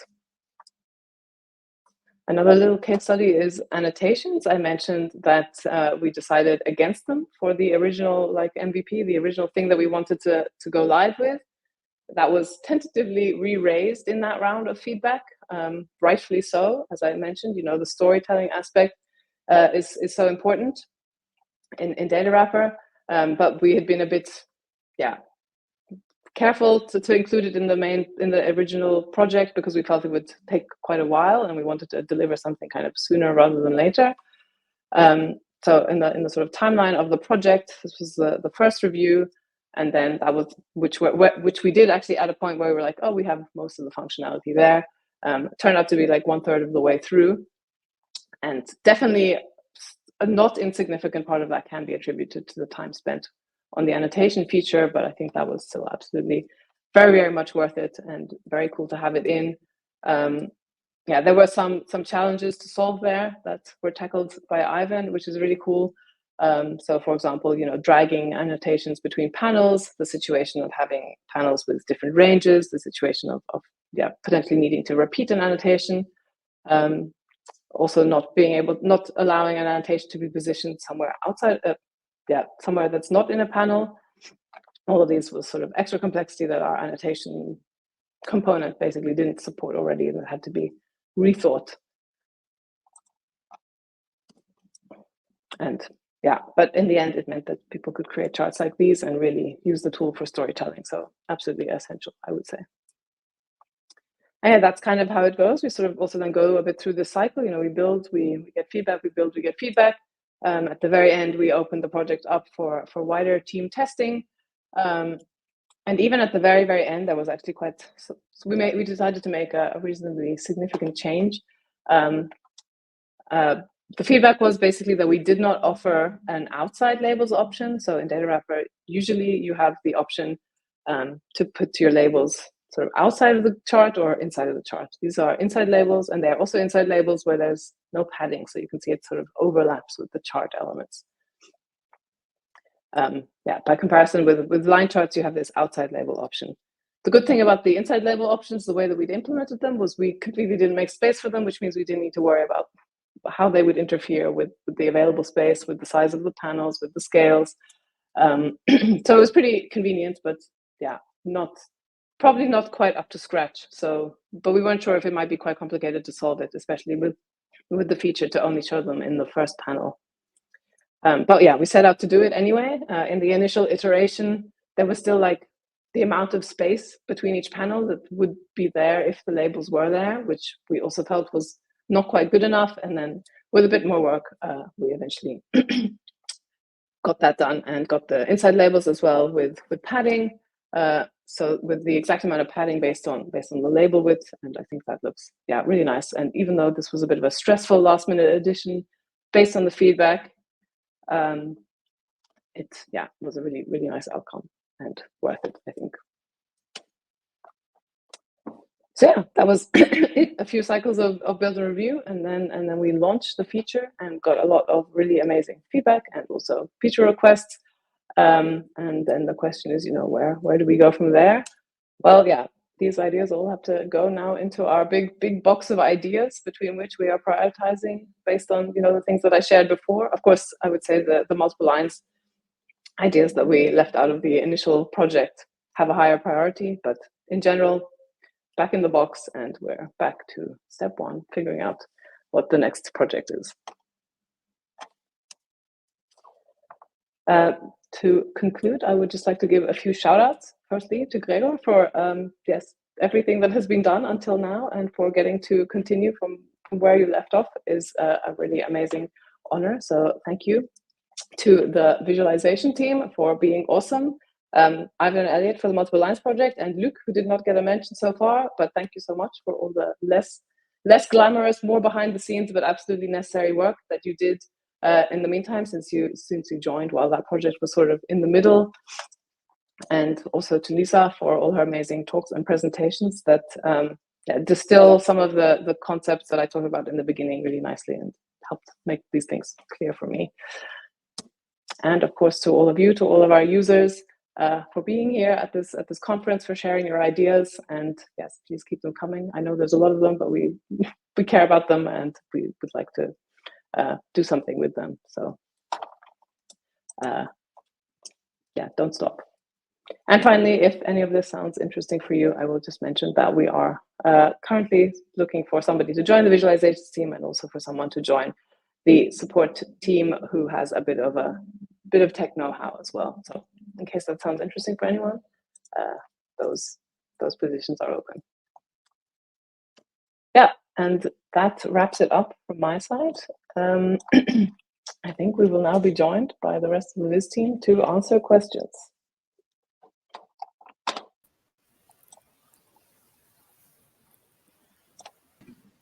Hi there. Hello. Hello. Hey. Is someone going to host our questions? Oh.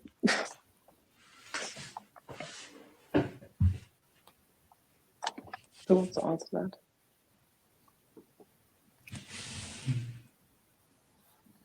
I could give a quick go. Yeah, so probably the feature that I'm most proud of implementing was when we did a big update to our annotations. I think this was in 2020 or so. So we previously had annotations in line charts, I believe, that were quite basic. And then we decided to do like a big update to them, and to make it possible to drag them around in the preview, and to basically expand a lot on what kinds of options that we offer.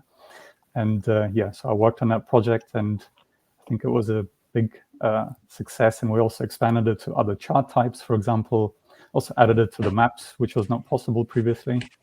It was a really, really cool project to work on, and to it was very nice to kind of add this interactivity as well in the chart preview. So I'd say I'm quite proud of that. And so now we're also using it in new chart types that we're also adding, like the small multiple lines, for example. There's something that I worked on recently. It's a very small feature, a small addition to the line charts, but I think makes it cool, is that previously in the line chart, you could add a label next to the line, and it was a category label, and you could show either like this category label or the final value. And it was like in the controls, you could only choose either or. And we made a small change that you can show both, which is a very small thing, but I think it's like the kind of small improvement that we make all the time to the product that makes, chat a bit better every time.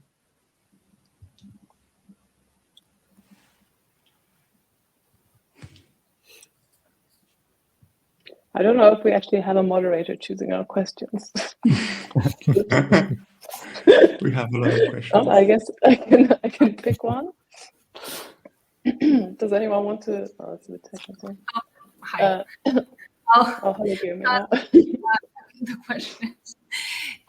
So we have one from Alex Hamilton. Is there any feature that you are most So we just answered this one. Sorry. I'm sorry. We have one here from Ben Cates. How are you feeling about the Svelte 5 update?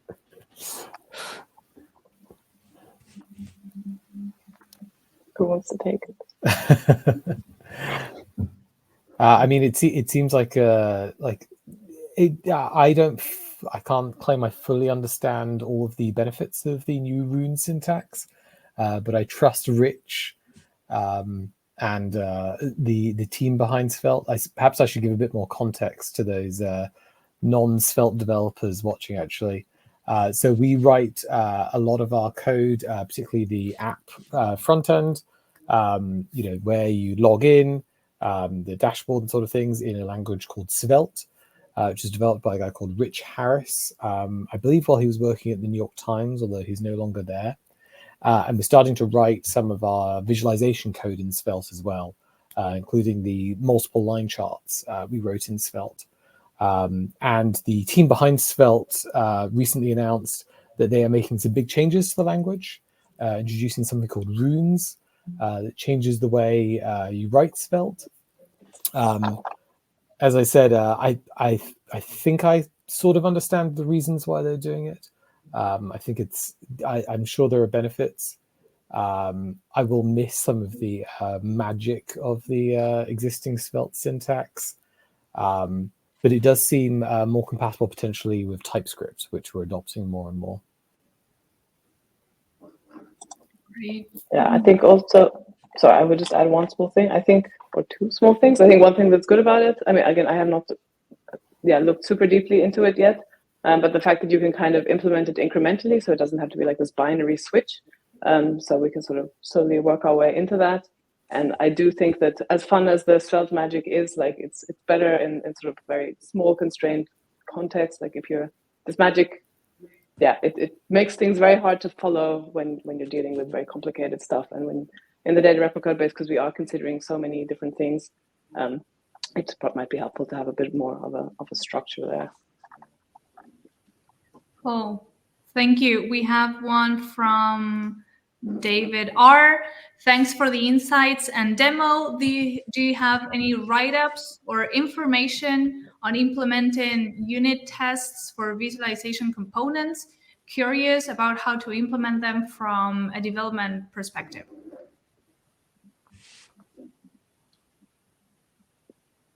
Maybe I can. Don't think. But yeah, you can go ahead. I can try to answer. I don't think we have any public write-ups on how we deal with that, but we have like our internal documentation on how we deal with it. Maybe I can very quickly talk about it. So when we write unit tests for visualization components, I think we have roughly two separate types. So one is kind of like the smaller type, is just essentially including small unit tests for very particular functions, like the JavaScript functions, for example. That's probably like the minority of the tests that we write for our visualizations. But the most tests that we write, they are based on essentially rendering the visualization in basically using the like a Chromium setup. So we basically for each separate functionality of the visualization that we want to test, we run the test, and it actually renders in a like a fake browser environment essentially, and then we measure things like, for example, if elements are in the right place or if the correct colors are rendered. And compare it to the expected outcomes, basically. And those we have, like for each visualization type, we have many tests that kind of run through all the different functionality that we want to test and compare it to the expected outcome. So but we have not publicly, I think, written up anything about it. It's just for our internal use. Thanks, Ivan. We have another one, Jeff Kemp. What is the best way for users to contribute ideas or feedback actionably? Elana, I think you're muted. Yep, sorry. Our support address, support@Datawrapper.de, is definitely the best way. And in terms of sort of, it also comes down in part to how you explain it. So our support team will generally ask for follow-up to really understand the use case and the context. But like without the use case and the context, it can be hard to really reason how important is this, or what problem is this really solving. So I would say if you ever are missing a feature, it's really helpful if you're able to also share the situation in which that would be useful and explain sort of how it would help there. But yeah, at the end of the day, as you saw, we do have a lot of competing priorities, and there's no way to sort of magically fast track one option, but we try to make as good decisions as we can there based on the product priorities and the resources we have available. I can add to that also there is very good communication, I find, between the support team that receives the feature requests and the dev team. Like, for instance, we have a channel on Slack where every time there is a feature request incoming, we get a notification and the number of times this feature has been requested. So we have like a constant stream of what our users are looking for, which is pretty cool. Thanks, Luke and Elana. Another question: how do you measure the real-world performance, load time of your charts, and what are your goals?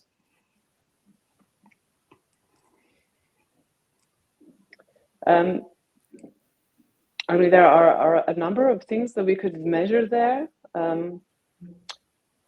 I would say we don't currently have I have to admit, we don't have currently a very systematic approach. We definitely, like, performance is very important to us. It's also why we built the web component feature, which is like a massive, like, huge percentage improvement in performance that we also did. We set up like a test page where you can compare iframe loading with web component loading. When it comes to rendering, we are keeping an eye, for example, on the bundle size, and always, like, we actually get, whenever we make changes, we get alerted if, like, there's a bunch of extra bundle. If the file got way bigger, that is like ringing alarm bells for us that, you know, this is an unexpected change and we should address that. But we don't have, like, the file can only be this big, or the load time has to be this amount of time. And we are generally only monitoring that sort of internally. And yeah, that is probably something that we could double down on more so. But I would also say, if there is a case where you feel like the performance is just really not what you would want, where you want to see it, then it would be good if you share this example with us, because there might be something very particular about that case, and it would be really helpful then to have that example to be able to, like, look into it and narrow that down. Thanks. Another one. I'm sorry that's cutting Ivan and Luke off the screen. I'll read it quickly. Given the trade-offs between simplicity for most users and added features and customization for more pro users, have you thought about offering a more advanced version that could offer more customization? I assume that would generate additional complications in turn, but perhaps you have some thoughts on that. Yeah, I mean, it's definitely sort of pro mode is definitely sort of an idea that has vaguely floated around a lot of times, but also opens up a whole lot of questions. Like, if you're kind of maintaining two parallel systems that are linked at the core, it will get very complicated. So for now, I think we're trying to find a way to sort of keep both modes in one. But I wouldn't rule out that we wouldn't explore something like that at some point in future. Because yeah, it is difficult to strike that balance for sure. But I wouldn't say we have any super concrete ideas there at this point. Another question: It's great that achieving accessibility is becoming easier. Anything new in that field?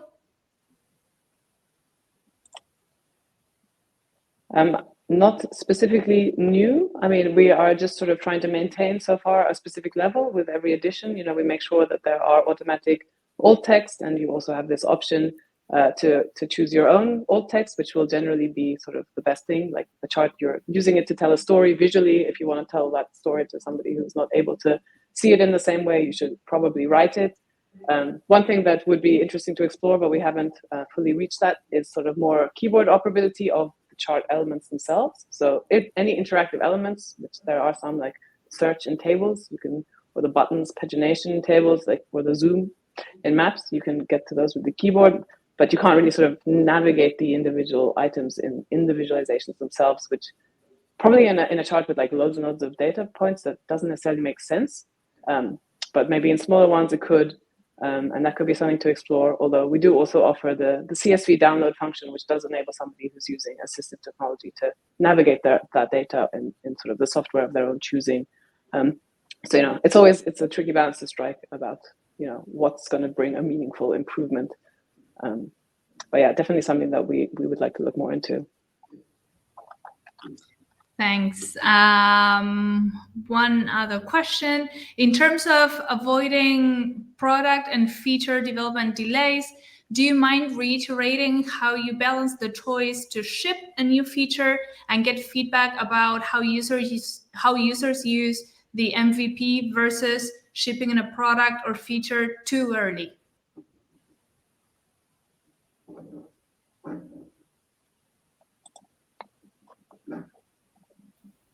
Where did the question go? I need to reread it. I would say we are, because we are quite focused on getting details right. I would say we are on the side of caution. We release a little bit rather, like at least when it comes specifically to especially to visualization functionality, we release maybe a little bit more on the later side, and want to be sure that we got it right. Also because it can be tricky to go back on yourself then when something's out there. So yeah, I would say we're a little bit on the cautious side there, and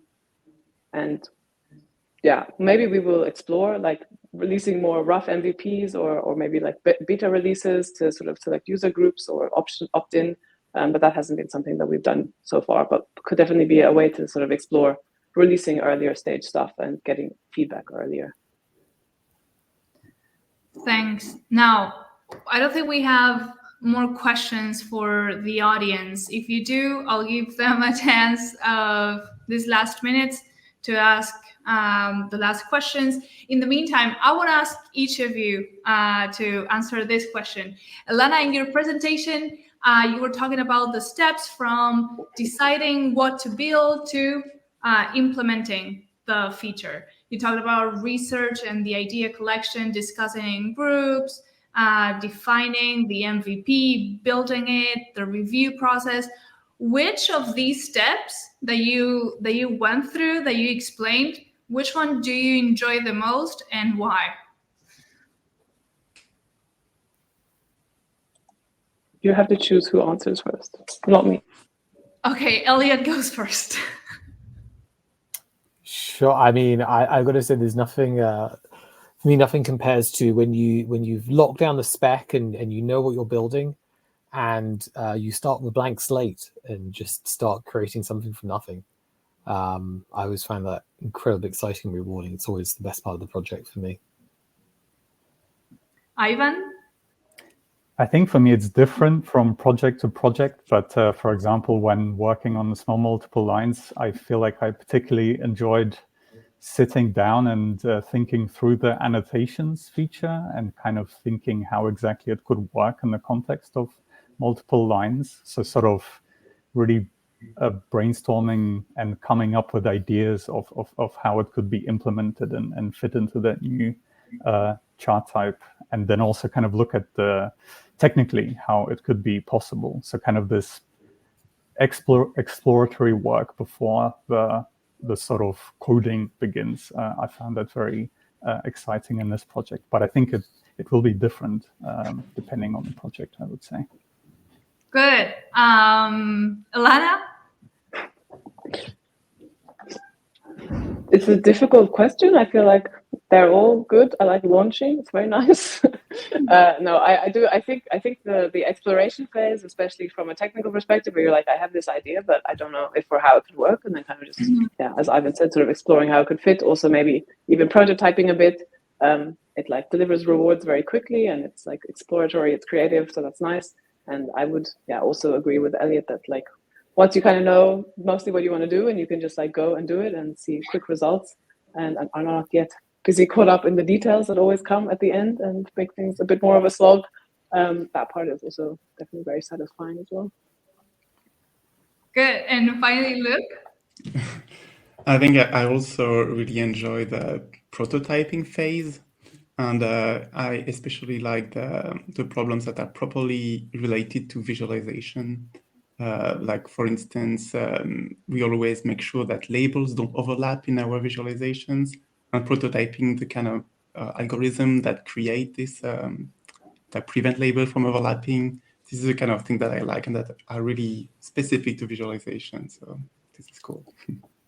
Nice, nice. All right, thank you all so very much for joining us. I'm afraid that we've come to the end of the very first day of Unwrapped, Datawrapper's first conference. We're going to be back tomorrow in the afternoon in Europe, the evenings for Asia, and the mornings for North America. And with that, I'll see you everyone tomorrow. And thanks again for joining Unwrapped. Thank you. Bye-bye. See you tomorrow. Looking forward.